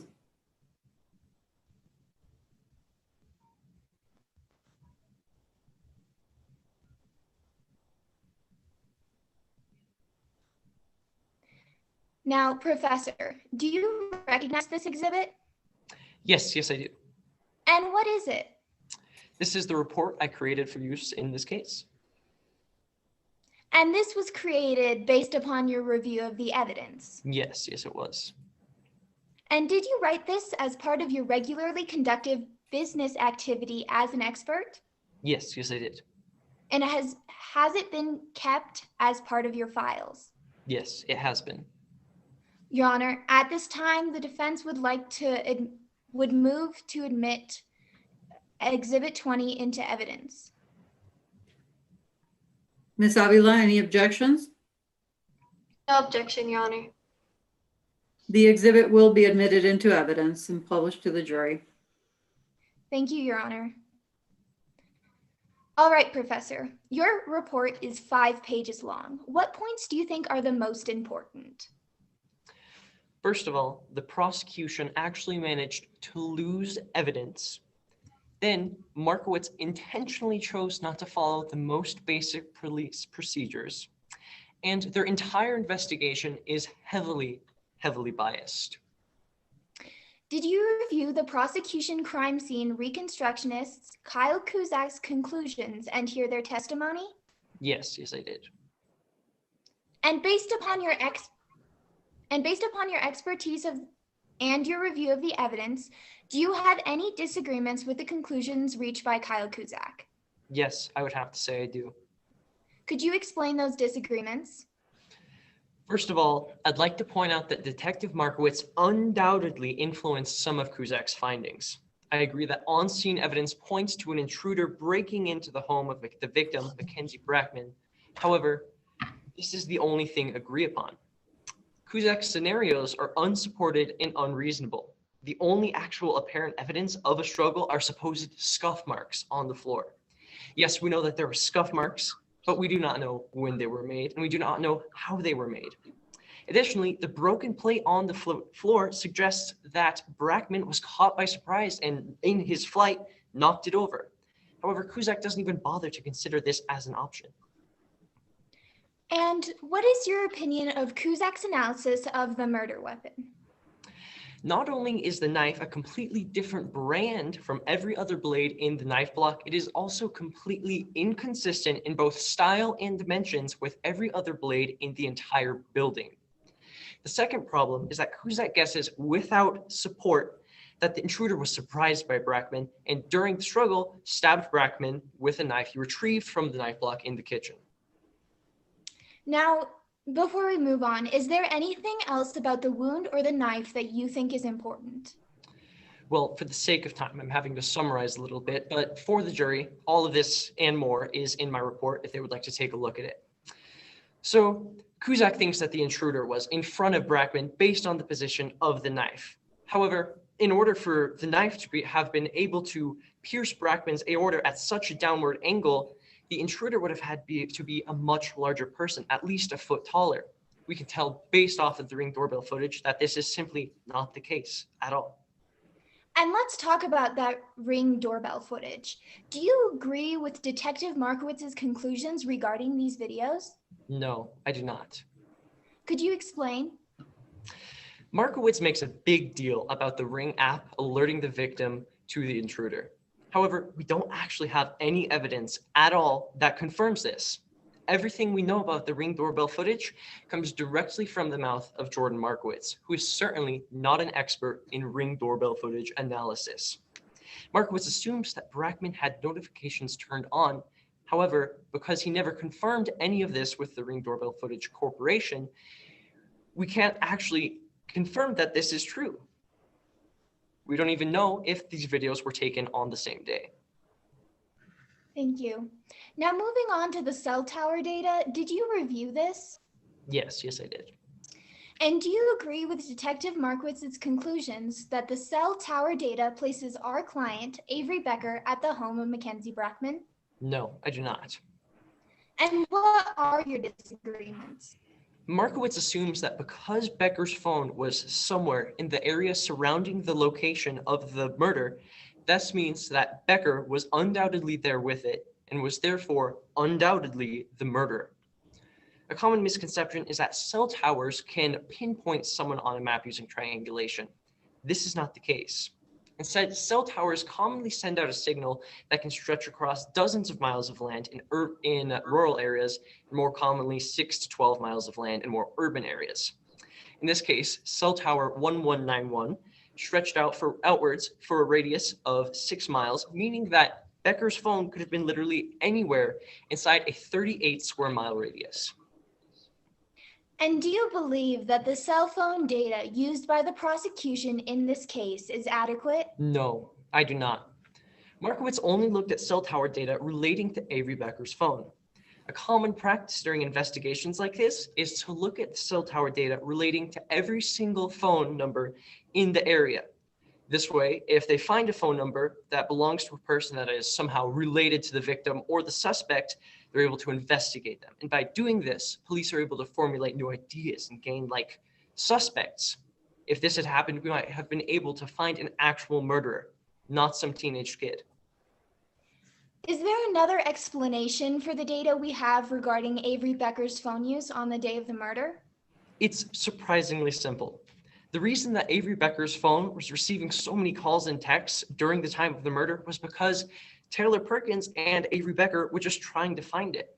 They were contacting the phone in hopes to hear it ring, and they were retracing their steps across town as they just tried to locate the phone. That's all there is to it. Now, as part of your review, did you ever look at the call detail records Detective Markowitz obtained? Yes. First of all, cell tower 1191 shows calls and texts from Taylor Perkins' phone number relayed from antennas 2 and 3. Detective Markowitz apparently did not bother to look for Taylor Perkins' phone number at all in the records. For every single call and text involving Avery Becker's phone, there is a corresponding signal relayed from antennas 2 and 3 from Taylor Perkins' phone. Additionally, this signal is relayed by cell towers 1191 and antenna 2, which actually covers them all and proves their alibi. Again, I would like to state that I go into deeper detail in my report if the jury would like to see more. Now, while on the subject of phones, could you tell us a little bit about your opinion of the text messages sent to Alex Fuentes? I am absolutely stunned. The police simply accepted screenshots from a teenager as rock solid evidence that could put a kid in jail. The police had the necessary tools right at their literal fingertips, but they just chose not to use them. The police have access to a software called Celebrate, and it's a forensic software which allows them to download the entire unaltered contents of a cell phone. If they had done this, we might be able to get actual evidence, not just screenshots. They could be throwing a kid in prison because they didn't feel like doing their jobs correctly. Objection narrative. Any response? Your Honor, my witness was simply answering the question as quickly as possible. And not only that, he has already answered, so I believe that the objection should be irrelevant. I agree. The objection is overruled. Proceed, counsel. Thank you, Your Honor. Now, Professor Van Owen, are there any other factors that influence your opinion about the methodology used in this case? Yes, one additional fact is that the police actually managed to lose photographs of the blood spots and the apparent spatter on the wall near the front door due to file corruption. I don't know how often this happens in police investigation, but I will admit it is heavily troublesome. As someone who has worked for years in the field of law enforcement and have been availed as an expert witness in court many times, what is your opinion of the investigation overall?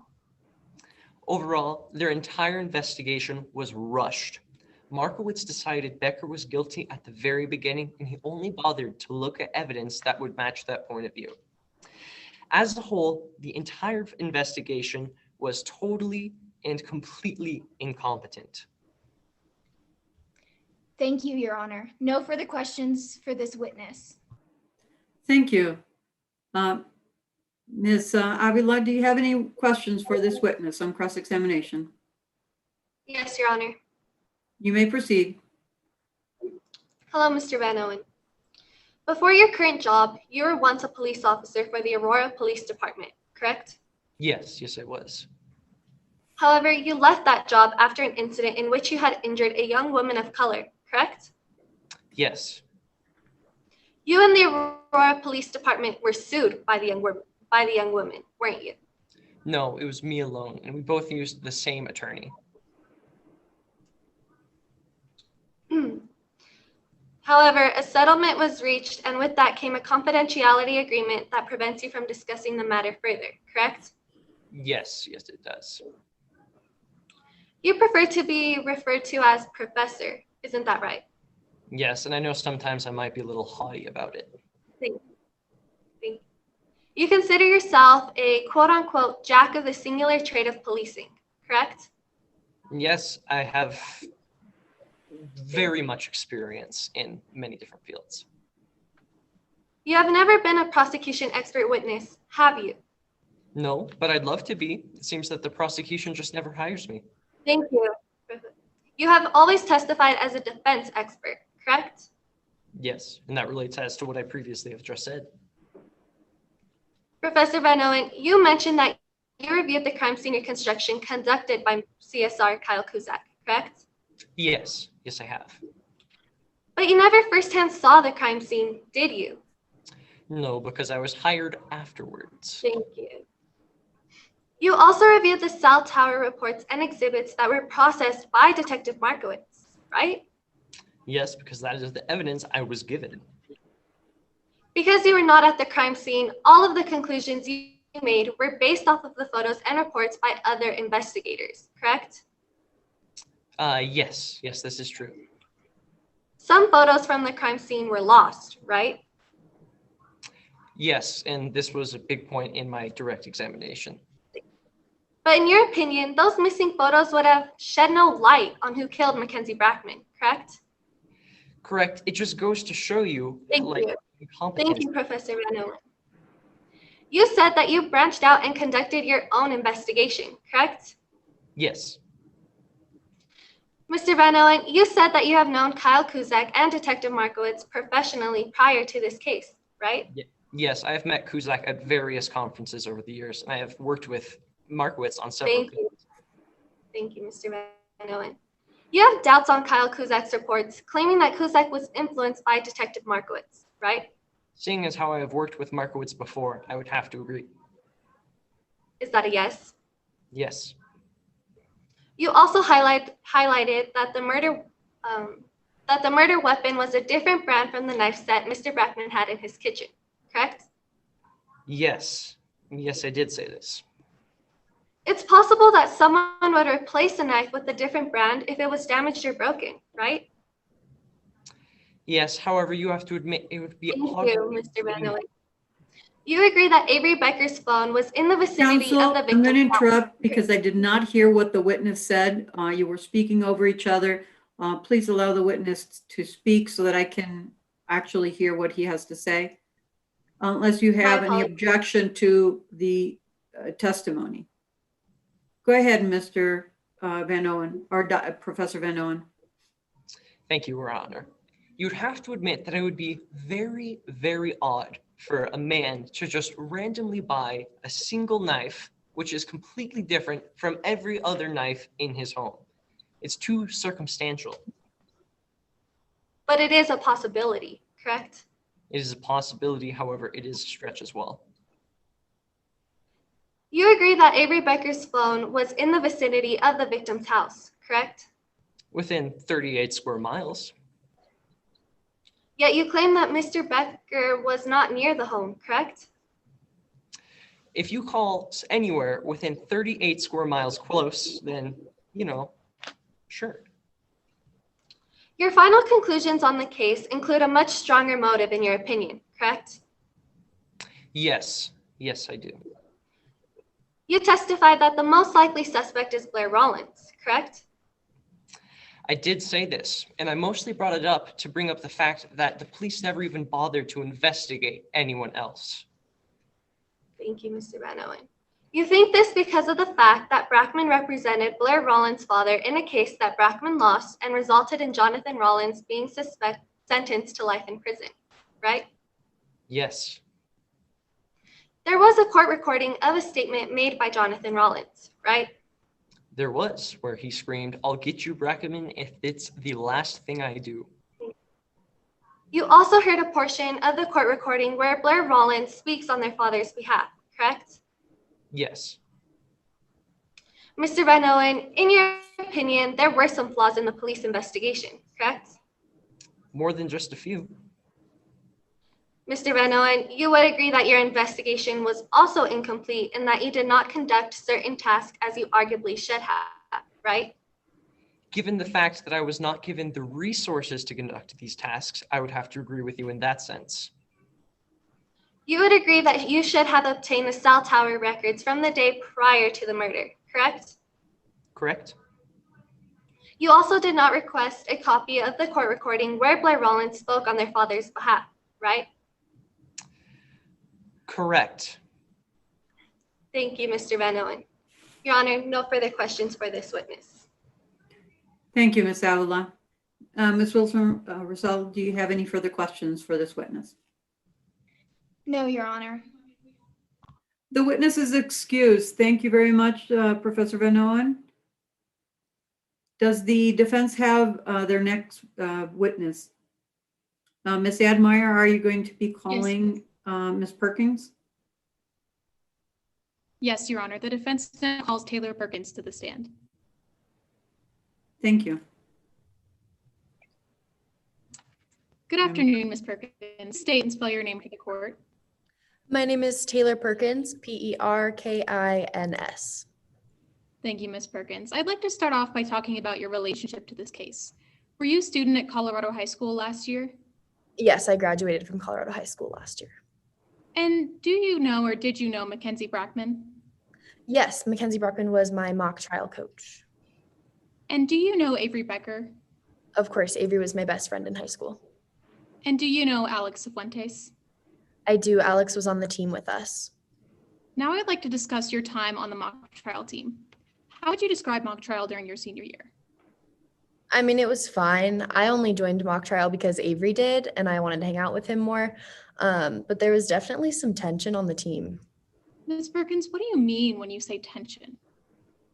Well, Avery, as Coach Brockman saw it, Avery didn't put a whole lot of effort into mock trial, and so there were some arguments between the two of them. But I think one of the bigger issues was between Alex and Avery. So from your own personal observations, what kind of issues did you see between Becker and Cifuentes on the mock trial team? Well, as I said, it was often viewed that Avery didn't put in a whole lot of work, but Avery was just naturally talented and got all of the better roles, and Alex wanted Avery's roles and was quite jealous of that. Now I'd like to talk about the night before the question.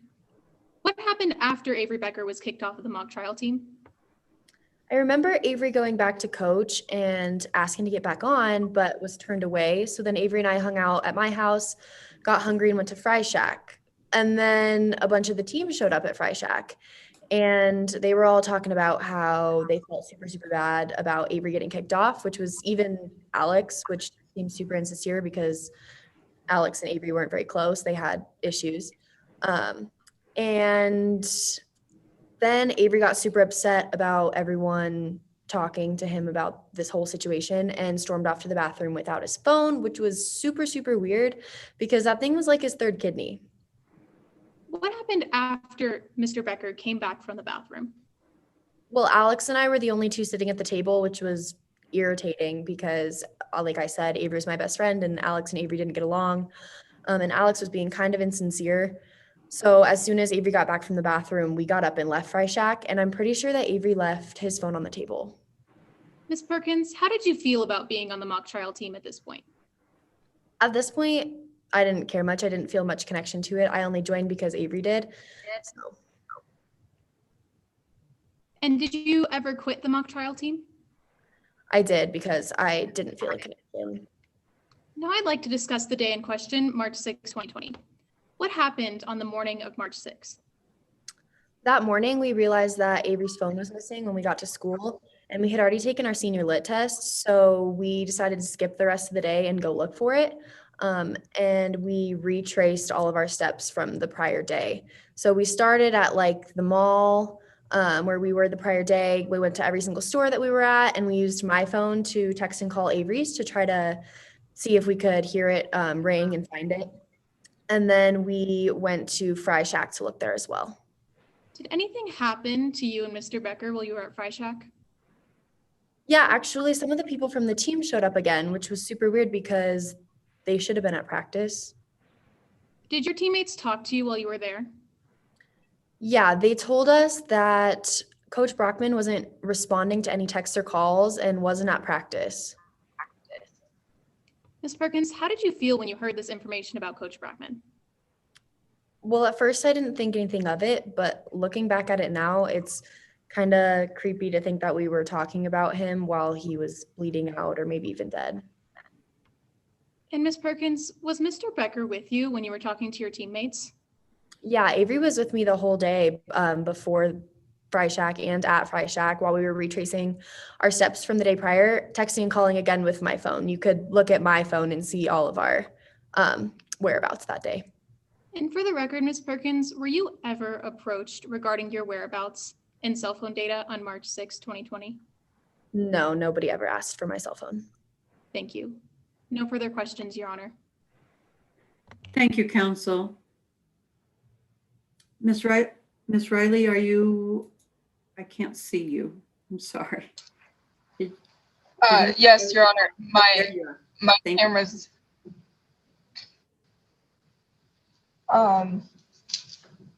Okay. You may proceed with cross-examination at this time. Thank you, Your Honor. Ms. Perkins, you and Avery are really good friends, correct? Yeah, Avery was my best friend in high school. You would say you're best friends? Yes, I just said Avery and I were best friends in high school. Okay. In fact, Avery was the reason you joined mock trial, correct?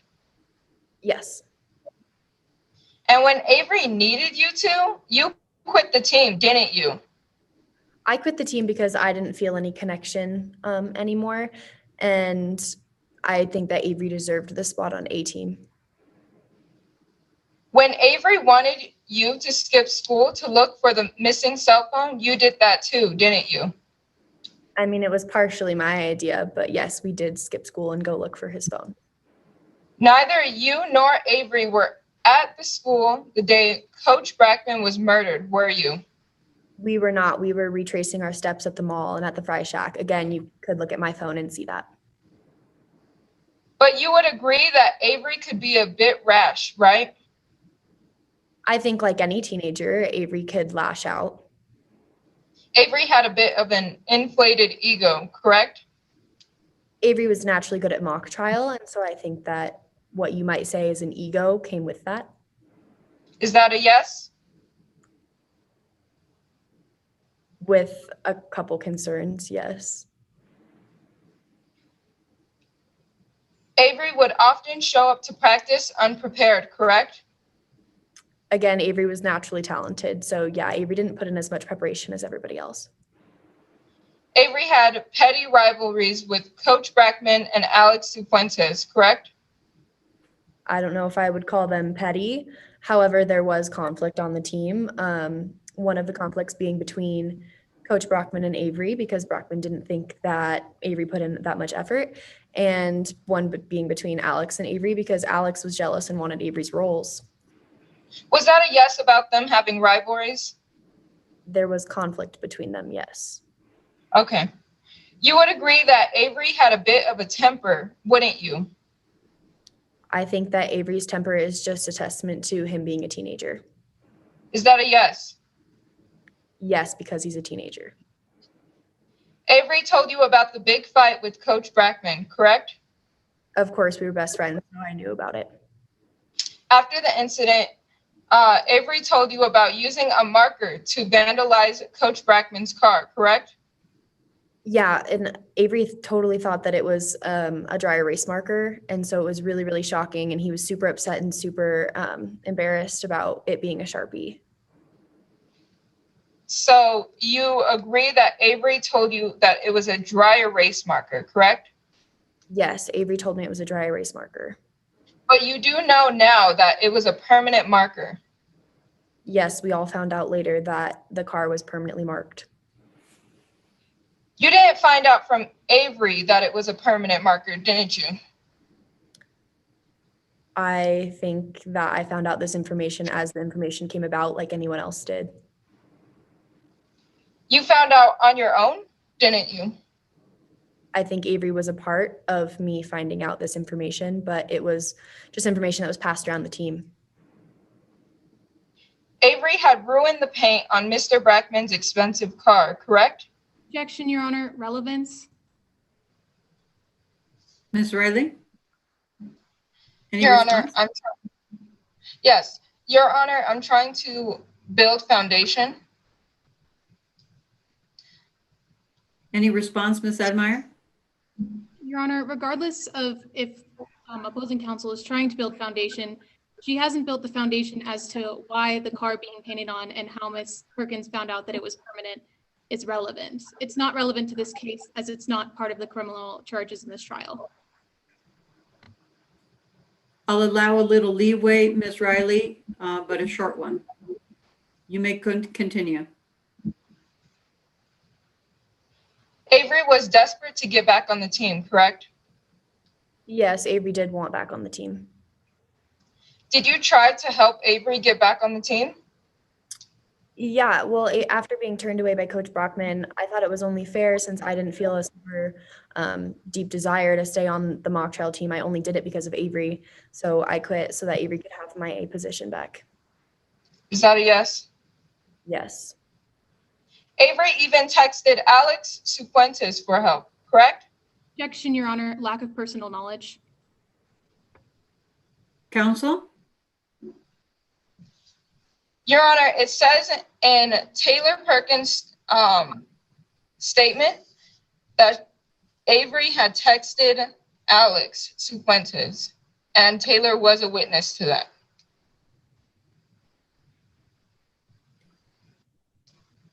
Counsel, do you any reply? Yes, Your Honor. I don't recall this being in the statement. If opposing counsel could possibly cite page number and line. Sure, give me 1 second.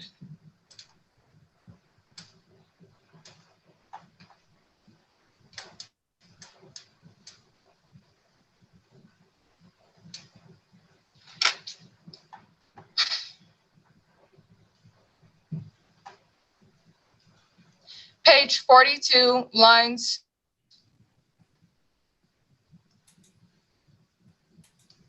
Sorry, give me 1 second. Page 42, lines 50 to 51.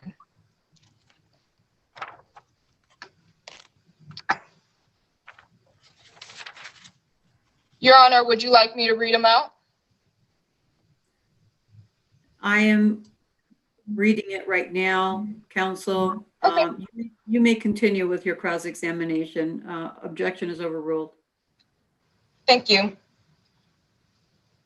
Avery even texted Alex Cifuentes for help, correct? Yes, I think Alex Cifuentes as well.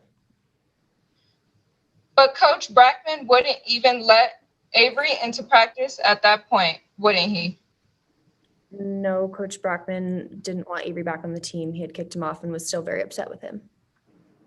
Okay, I want to ask you more about Alex Cifuentes and Blair Rollins. You claim they were good friends, correct? Yes, I do believe that they were friends. You also thought they were pretty different people, correct? Yeah, they were pretty different people. It never occurred to you that Blair Rollins could be involved in Mr. Brackman's murder, correct? Objection, Your Honor. Relevance. Ms. Riley, any response? Your Honor, I'm trying to build foundation once again. Any response, Ms. Admire? Yes, Your Honor. Ms. Perkins is a lay witness and cannot testify to the suspects in this case. Ms. Riley, would you like to rephrase your question? Yes, Your Honor. Go ahead.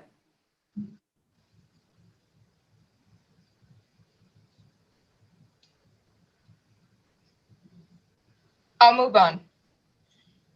But Proceed. it didn't occur, the fact that Blair Rollins and Alex Fuentes were friends, it didn't occur to you after Avery suggested it, correct?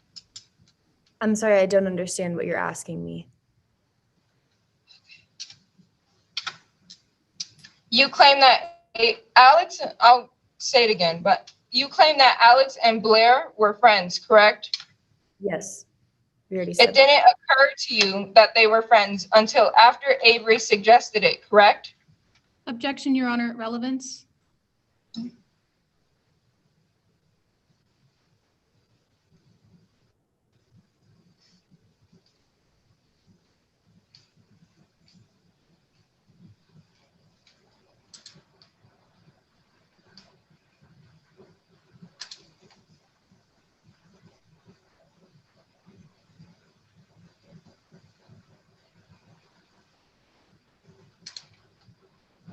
Your Honor, I believe you're muted.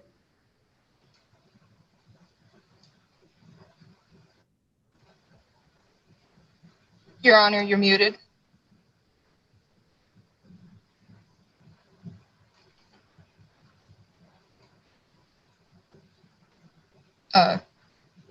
Your Honor, Sorry, I just lost connectivity. I apologize. It just came back. Ms. Riley, do you have any response?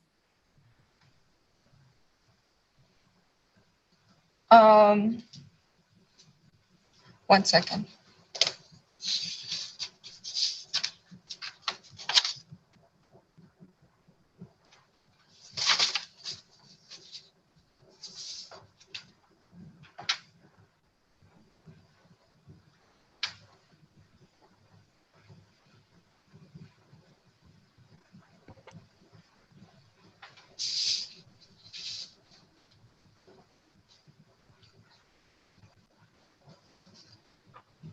Your Honor, I'm saying this question, I'm saying this question for the jury's personal knowledge on this fact. The objection is sustained. Go ahead and proceed with another line of questioning, Ms. Riley. No further questions, Your Honor. Thank you. Any redirect at this point, Ms. Admire? No, Your Honor. Thank you, Ms. Perkins, for your testimony. Counsel, please call your next witness. Yes, Your Honor. At this time, the defense calls Avery Becker to the stand. Ms. Becker?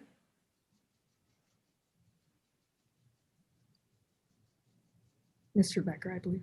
Oh, Mr. Becker, I apologize. I didn't know whether Jamie was a male or female, and I'm not seeing Mr. Becker. Can you please turn on your screen, Mr. Becker? I believe there may be some connectivity issues on your end as Mr. Becker's screen is turned on. Okay, now it just showed. Go ahead and start your direct examination, Ms. Chidambra. Thank you, Your Honor. Good evening. Good evening. At this time, can you please state and spell your name for the record? Avery Becker, Becker. I'd like to start by speaking about school. Mr. Becker, did you attend high school? Yes, I went to Colorado High School. I just graduated last year. Did you do any after-school activities? I did this little club called Mock Trial. What is mock trial? Well, as I said before, it's just a little club where you've got a lawyer and a witness, and obviously the lawyer questions the witness. It's like a little, how do you say? I guess it's like a little court case, but obviously you're still in high school. Now, did you know Mackenzie Brackman? Yes, he was our coach for the mock trial team. Did you and Mackenzie Brackman get along very well? Not really, honestly. And why is that? Well, basically on the team, well, Mr. Brackman prepared like scripts for everyone, and if we didn't take the scripts, it was basically his way or the highway, and I chose the highway because I like to make stuff on the fly. I like to make stuff up on the fly, and I'm just better like that, I guess. I see. Now, going back to the mock trial club, was that a competitive team? Yes, it is competitive in the sense that we go against other schools. Were there any specific competitions? Well, every school automatically gets into a regionals, and if you place high enough in regionals, you go to state and then nationals, like that way of succession. What happened after regionals last year? Well, Mr. Rackman kept insulting me while we were doing critiques of ourselves, like on the next meeting after.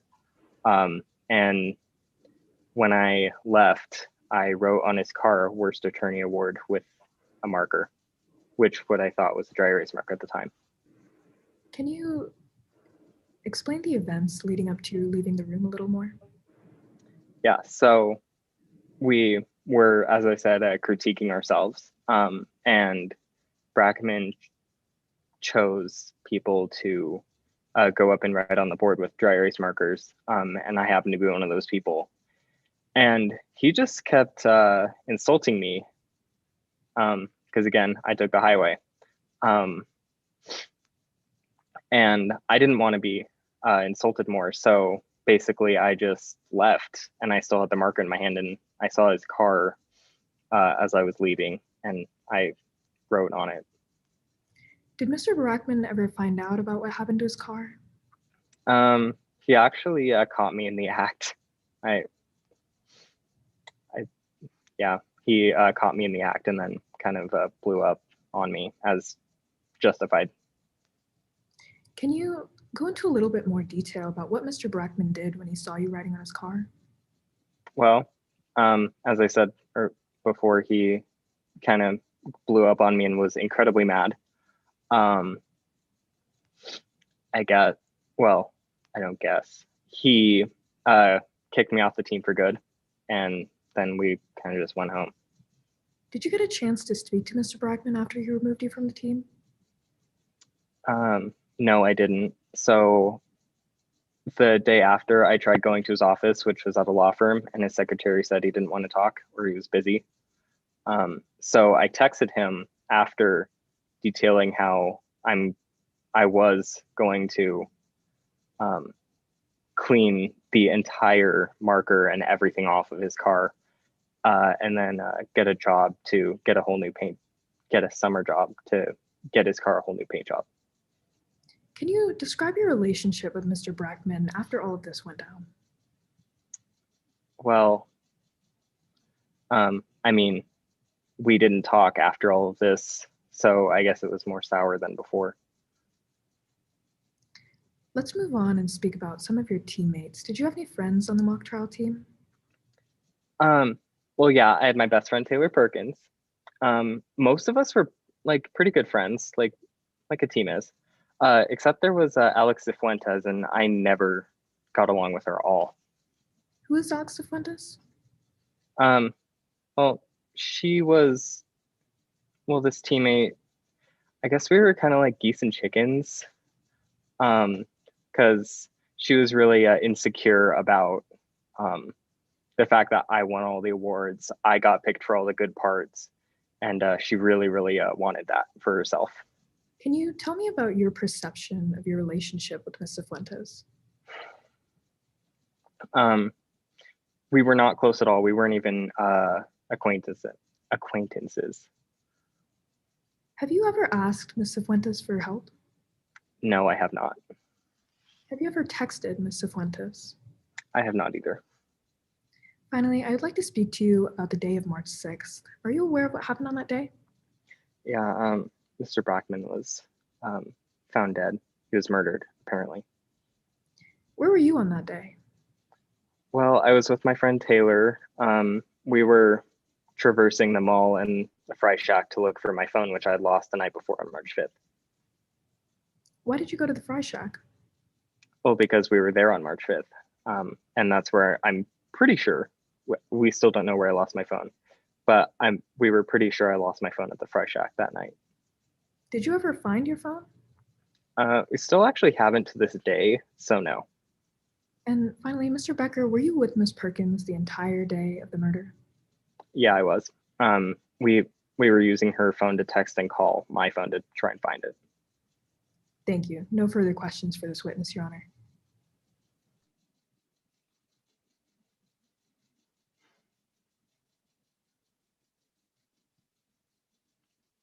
I believe you're muted. I am. I apologize. Mr. Durbano, do you have any cross-examination for this witness? Yes, Your Honor. Before I proceed, may I ask for a brief time check?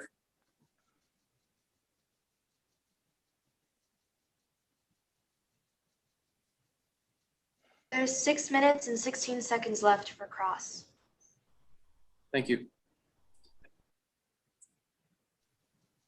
Mr. Becker, you're the defendant in this case, correct? Yes, I am the defendant.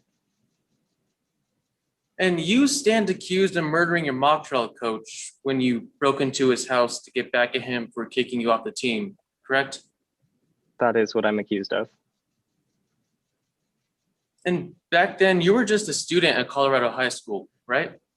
Yes, and I'm still a student, but at CU Boulder now. And you and Coach Brackman didn't get along much, did you? Not really. In fact, you say that Coach Brackman hated you, correct? I think he did hate me, honestly. You also say that Coach Brackman would always unfairly accuse you. He did Correct. unfairly accuse me of what, I don't know, but he did. He thought you were lazy, right? He just didn't agree with how I was doing things. Is that a yes? I guess, sure. And he didn't think you put in the work, right? Your Honor, speculation, or this question calls for speculation. Any response? Yes, Your Honor. In Avery Becker's witness statement on line 13, he states that Coach Brackman says that he didn't put in the work. Counsel, do you have any reply? Yes, Your Honor. Regardless of what was said in the statement, Mr. Becker cannot testify to what Mr. Brackman thought.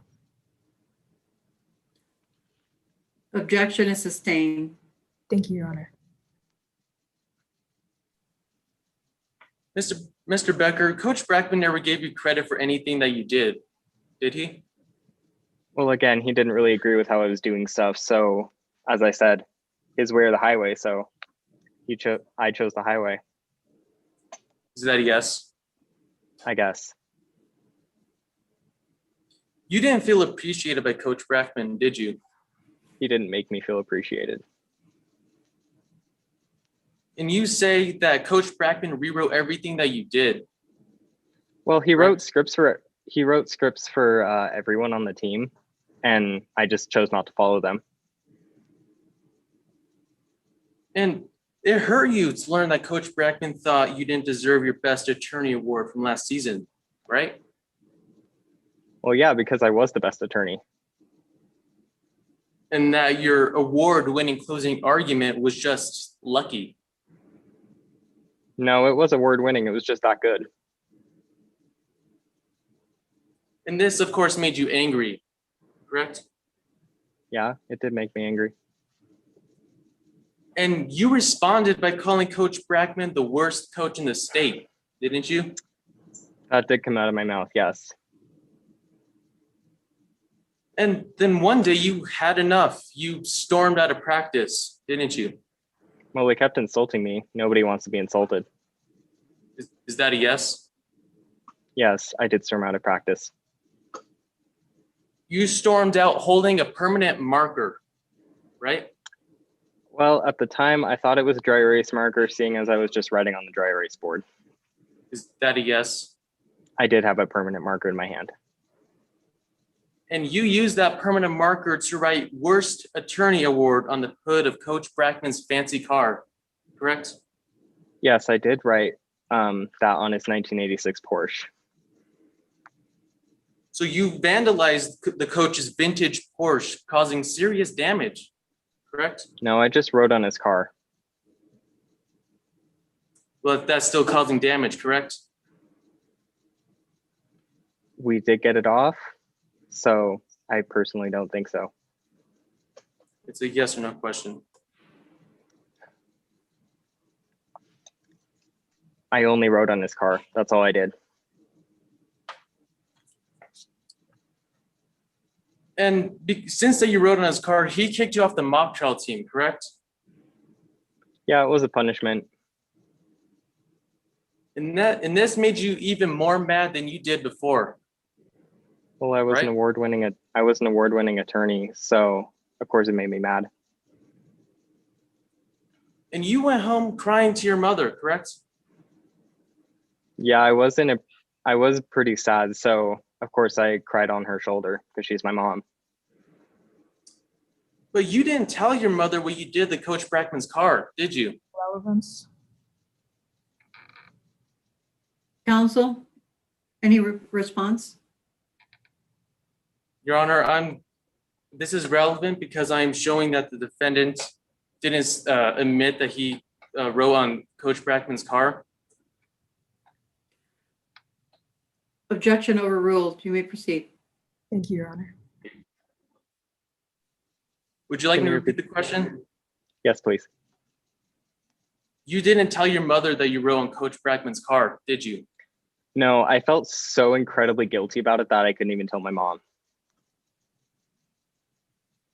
In fact, you told your mother that he got mad at you again for no good reason, followed you out of practice, got even madder, and kicked you off the team, correct?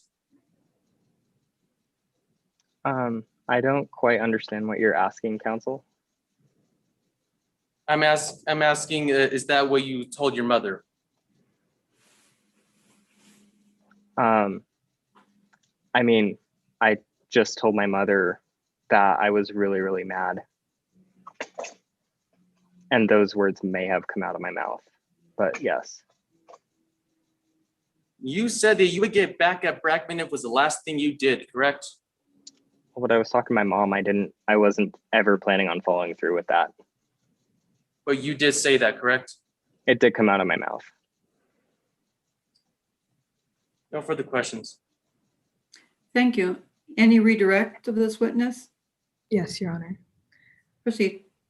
Mr. Becker, did you intend to permanently damage Mr. Brackman's car? No, I didn't. I was just in a fit of rage because I'm a teenager. My emotions and hormones are like going like this. And I was just in a fit of rage because he kept insulting me. Do you carry through with everything you say to your mother? Except for saying that I will do chores, no. Mr. Becker, did you break into Mr. Brackman's home? No, I would never, ever, ever want to cause him any more pain. And also that theory is implausible because I don't know where Mr. Brackman lives. And finally, Mr. Becker, did you kill Mackenzie Brackman? I didn't. Thank you, Your Honor. No further questions for this witness. Thank you. Any redirect based on the cross-examine or redirect?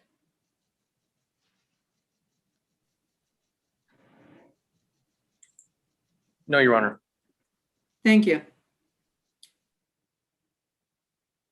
Anything further for the defense?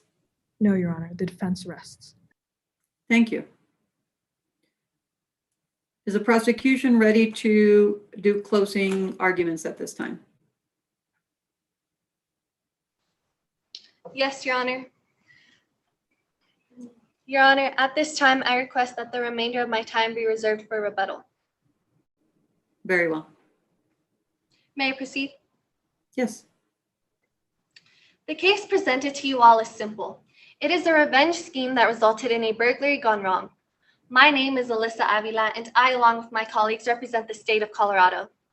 This is a case of felony murder and second-degree burglary, a crime that resulted in the death of Mackenzie Brackman and the defendant Avery Becker as the perpetrator.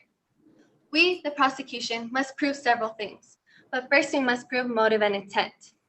Avery Becker had the motive to commit this burglary because he was upset that he was kicked off the mock trial team. You heard 3 different witnesses, Alex Cifuentes, Taylor Perkins, and Avery Becker himself, all agree that Becker was upset about getting kicked off the team. Avery Becker also had the intent to go burglarize and trash his former coach's house. You heard Detective Markowitz and Alex Cifuentes discuss the text messages Miss Cifuentes received from Avery Becker about how upset Becker was that they were no longer on the team. And when Miss Cifuentes said she couldn't get Brackman to budge on it, led Avery Becker to committing the crime. You will receive a series of instructions. I encourage you to read those instructions thoroughly, but for now, I will summarize the important points for you.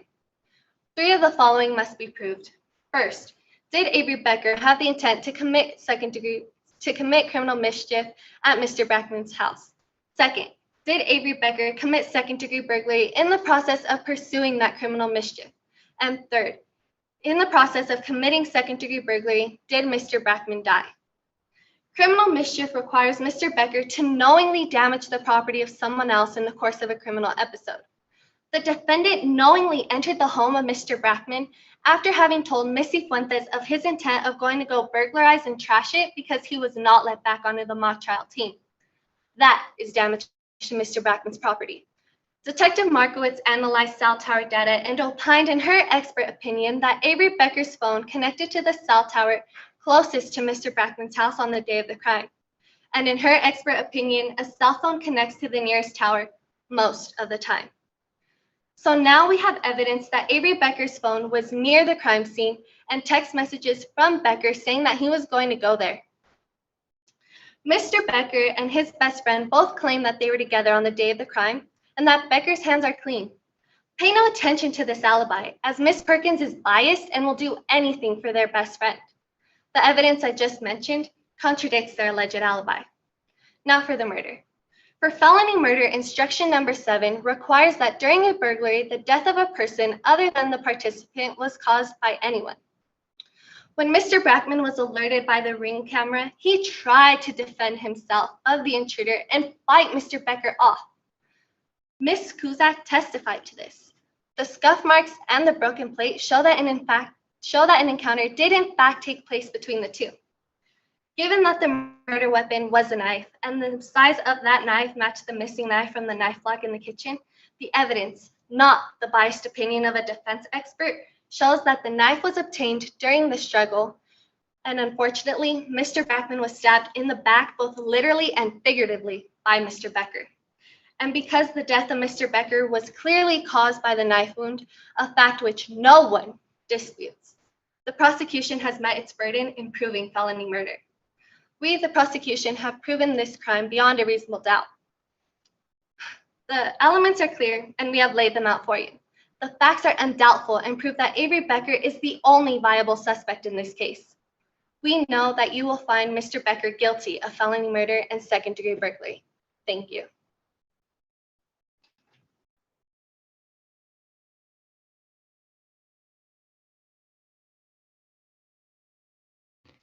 I believe you are still muted. You're right. Thank you. Ms. Wilson-Rosell, would you like to make closing arguments at this time? Yes, Your Honor.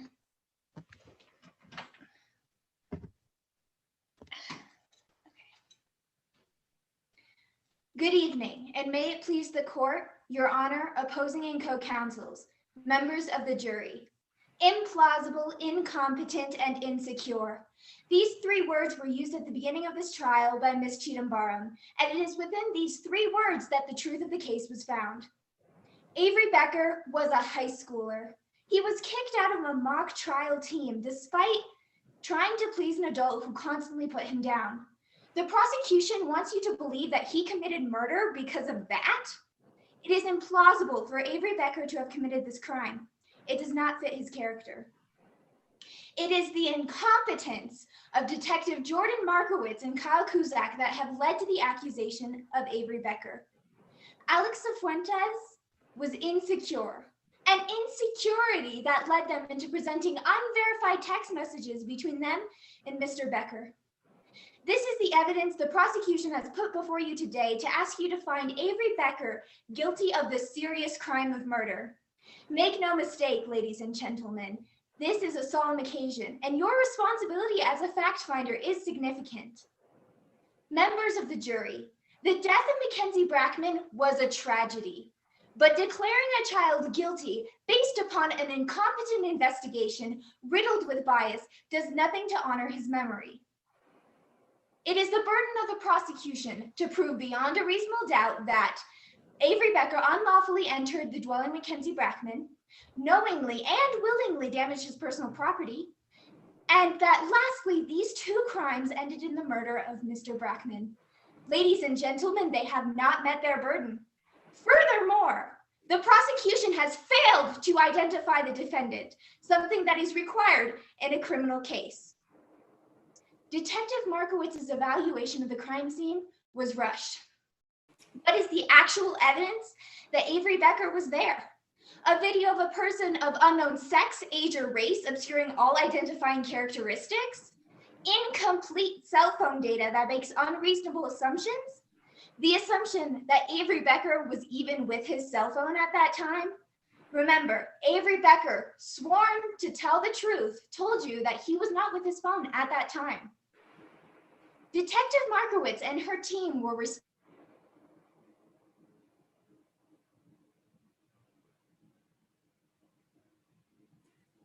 Miss Wilson Russell, I am not hearing you at this time.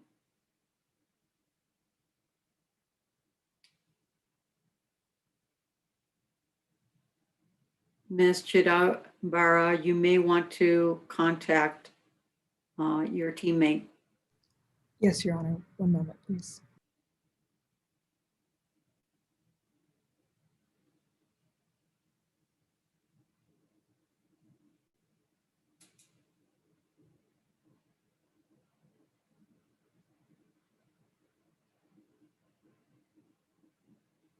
And timekeeper, please reinstate any minutes left that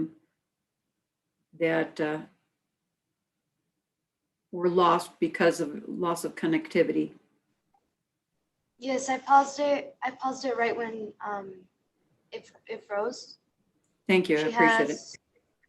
2 minutes and 46 seconds left. My apologies. It looked like my Wi-Fi went down. Not a problem. You may continue. Okay. Next, Kyle Kuzak uses this corrupted evidence in order to push the prosecution's theory. Kuzak confirms both the disappearances of the photograph, but still bases their opinion on the memory of that lost evidence. Kuzak may have impressed you with her technique, but in the end, crime scene reconstruction is just imagining what might have happened. The prosecution then brought Alex Cifuentes to distort Avery Becker's character. Cifuentes was jealous and insecure. The texts from Alex Cifuentes were not entered into evidence, ladies and gentlemen, and therefore as jurors, you cannot base your opinion on the information provided there. Professor Blake Van Owen is someone who has years of experience in the field of law enforcement. He told you that the investigative team lost critical pieces of evidence and that the prosecution was rushed. They ignored obvious details. The investigative team could have done more, but they chose not to. Taylor Perkins was with Avery Becker on the day of the murder, the whole time searching for a lost phone that has not been found. She confirmed that Becker was nowhere near Mr. Brackman's house and that they had both been at the mall. This is consistent with what Avery told you. It is implausible for them to be both lying under oath. Ask yourself, are there any other explanations for what happened that day? Has the prosecution proven every element they were required to prove? If you have any doubts about the prosecution's theory, ladies and gentlemen, you are required to acquit. The prosecution has not proven beyond a reasonable doubt that Avery Becker is guilty. Avery Becker is a teenager who could not please a coach. Avery Becker is in no way a murderer. Please keep in mind, members of the jury, that we are all entitled to the presumption of innocence that is fundamental to our way of life. Implausible, incompetent, and insecure. Based upon the lack of competent evidence presented today, we hope you find in favor of the defense and find Avery Becker not guilty of all charges. Thank you, counsel. Any rebuttal, Ms. Avila? Yes, Your Honor. Before I proceed, may I please ask for a brief time check? Very well. Timekeepers?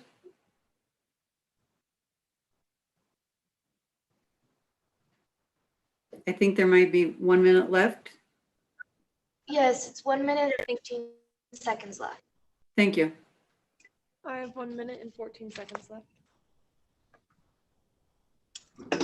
Incompetent, implausible, insecure are all words the defense used in their argument.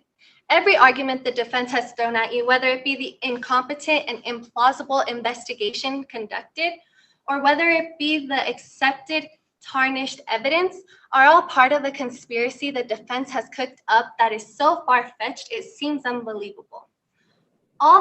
There's no evidence to support it, and all the evidence proves that our theory is the most credible. Avery Becker is guilty and the only viable suspect in this case. Thank you. Thank you, counsel. Thank you all for your presentations. We will give the jury or the panel time to tally the scores. And once they are ready, if they could turn on their cameras, that would be great.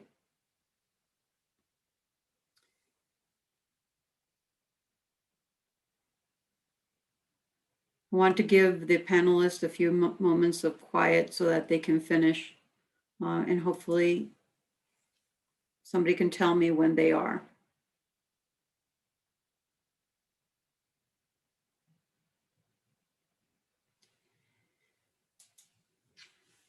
And while the panel is doing that, I will go ahead and team members, you can all come on, turn on your videos if you would like.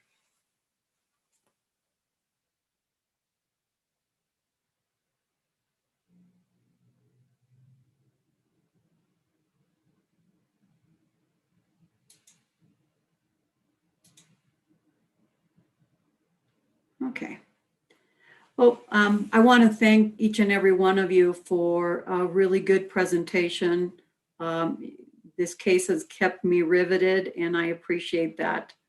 I appreciate every effort and all the dedication that you put into this.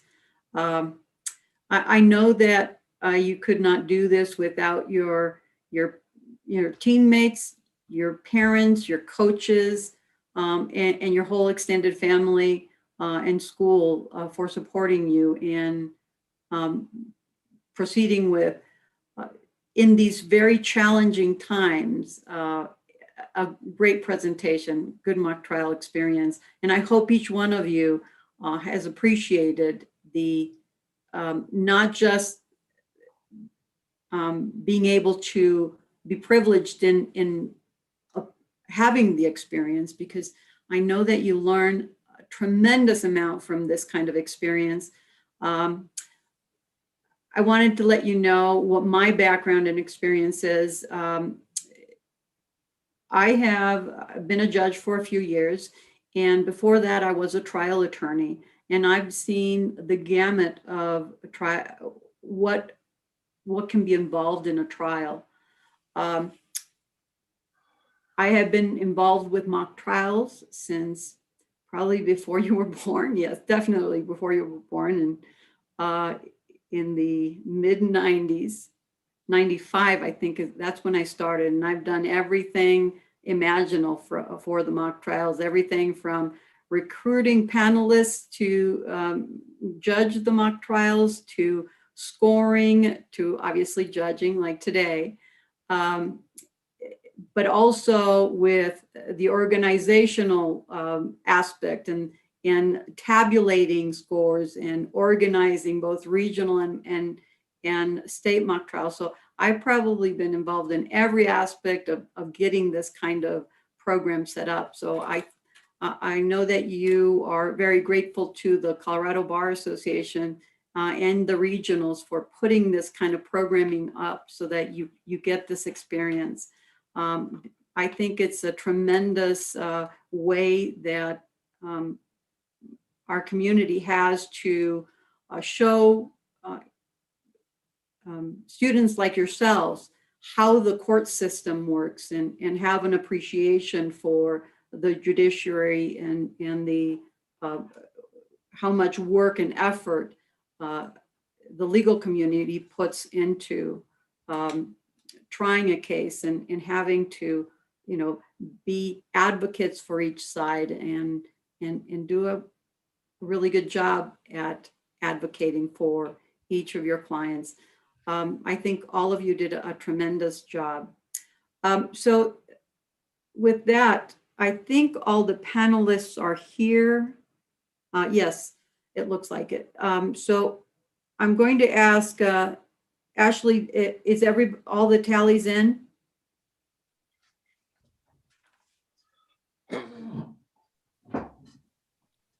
I was waiting for the green light before submitting mine.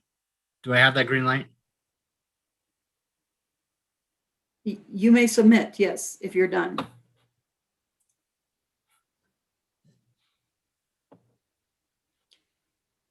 Okay, so who would like to proceed with a short critique at this time? You can introduce yourselves and proceed. I don't mind jumping in real quick. Go ahead, Tim. Thank you all very much. You guys did an excellent job and you deserve a huge pat on your back. This pandemic has been extremely hard on a lot of people, and I can't imagine how hard it is on young people like yourselves this past year, with school and missing out on so many cool opportunities. And for you guys to step up and do an extracurricular during this time, words can't explain how awesome that is. So congratulations to you all in doing that. You all did a fantastic job. You all presented with such great confidence and poise and professionalism. Keep that up as you go into the next final rounds this weekend. Brief criticism or critique, I guess, not a criticism, and maybe not so much a critique, but just a suggestion. Just slow down in those opportunities, whether that's if you feel like you're rushing through an opening or a closing statement or argument, but especially during your objections. So much of this is speaking, but what's really important is listening. And you want to listen not only to your judge and when she's ruling, but also listen to your opposing counsel when they're making those speaking objections, and especially in their responses, and that when it comes back to you to reply to that argument, that you're addressing kind of what was communicated to you in that time. There was ample times during today where you guys did just that. So keep up the good work, but trust in your coaches, trust in your teammates too, in their comments, because they're going to have much better critiques than I will for you moving forward as what I've witnessed. Brief thing on me real quick. I'm a criminal defense attorney here in Colorado, been practicing since 2017, went to CU and then DU for law school. And the reason I chose to be an attorney started with high school mock trial, and continued on with that through DU and competed with the national trial team. So I know exactly what it's like to be in your seats, and I can't imagine having to do this virtually. So once again, great job, and thank you guys very much. Thank you, Timothy. I can go next. Go ahead, Kristen. Thank you, Judge. My name is Kristen Blodgett. I'm a public defender in Adams County up in Brighton, Colorado. So this type of case is exactly what I handle. Well, not exactly, but kind of in my wheelhouse in terms of I'm a court-appointed defense attorney. And so I really think that you guys, to echo what Timothy said, did a really fabulous job, especially given the circumstances of this year. Thankfully, there weren't very many technical issues in this round, but when there were things such as glitches, witnesses were asking people to repeat, the attorneys were not getting flustered. And I think that having that poise is really important and shows how well prepared all of you guys are. right now, because of COVID, I'm practicing law essentially over Zoom. And so technical issues come up all the time. And even in court and trial, when we're not having this kind of virtual experience, technical issues still happen. And so the fact that at such a young age, you guys really weren't flustered by issues coming up shows that you've learned a lot and that it's going to really aid you further in life. So overall, like I said, really good job. I thought both teams had cohesive theories of the case. In particular, I really liked the defense theme, and then how at the very end in your rebuttal closing, you know, the prosecution kind of tried to twist that. And so it shows that you were really listening to both of the sides. With the defense, if you can find a way to have some of the witnesses say those 3 words, I think that would even go much further as well and kind of show that it's cohesive theme. But overall, you guys should really be proud of yourselves. Thank you, Kristen. Mia, did you wish to go ahead and make comments? Sure, I'll hop in. I just want to commend you guys. Your professionalism was astounding. You guys did just such a great job. Like Kristen said, when there were those technical issues, you guys were very composed. And yeah, I was just overwhelmed by that. One piece of feedback would be just, especially as things get heated or you really get into something, you know, choose your battles. You don't need to kind of get every yes or, you know, every answer exactly as you wanted. And then my other thing with that would just be, and this is something that develops over time, flexibility. You know, if you hear something that was different than what you expected, adapt to that. But again, just to echo Kristen, you know, your composure and your poise was really remarkable. And so I think that will serve you well.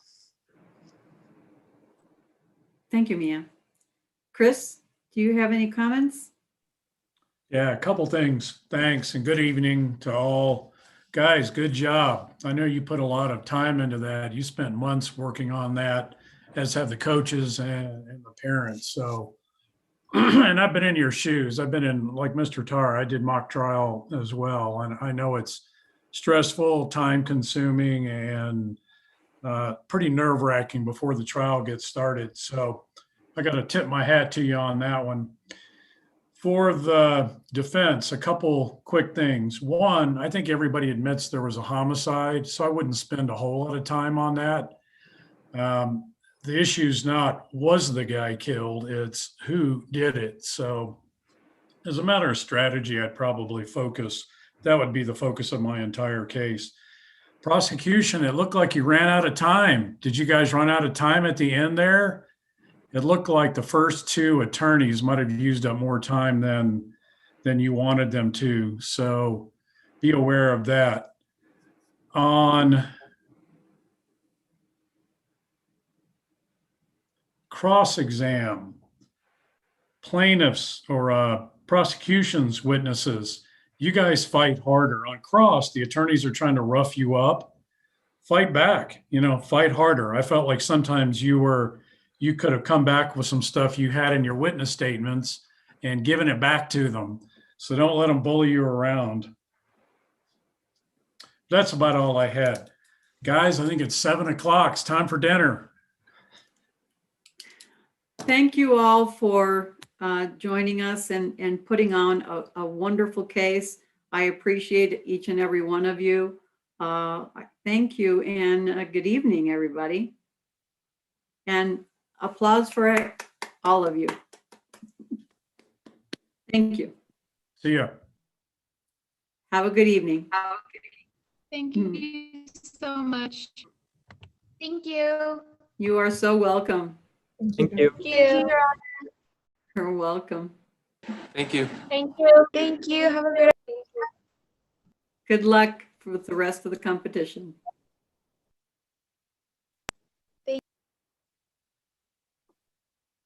Thank you, Judge. You are welcome. We appreciate it. Well, it was really good. One of those things. I'm really surprised that this platform works as well as it does. So I I really appreciate that. Yeah, and thanks for making it work. But yeah, it definitely, tonight was a little spotty with the connection, but other than that, it went really well. So yeah. Well, you know, and that happens in the real courtrooms too. We have, all of a sudden I lose complete connectivity and I have to call back in and or reestablish links. It happens every day almost. Somebody gets something incorrect with the technology, but thank you very much. Appreciate it. You're putting this on. thank you so much. Good luck with the rest of the competition.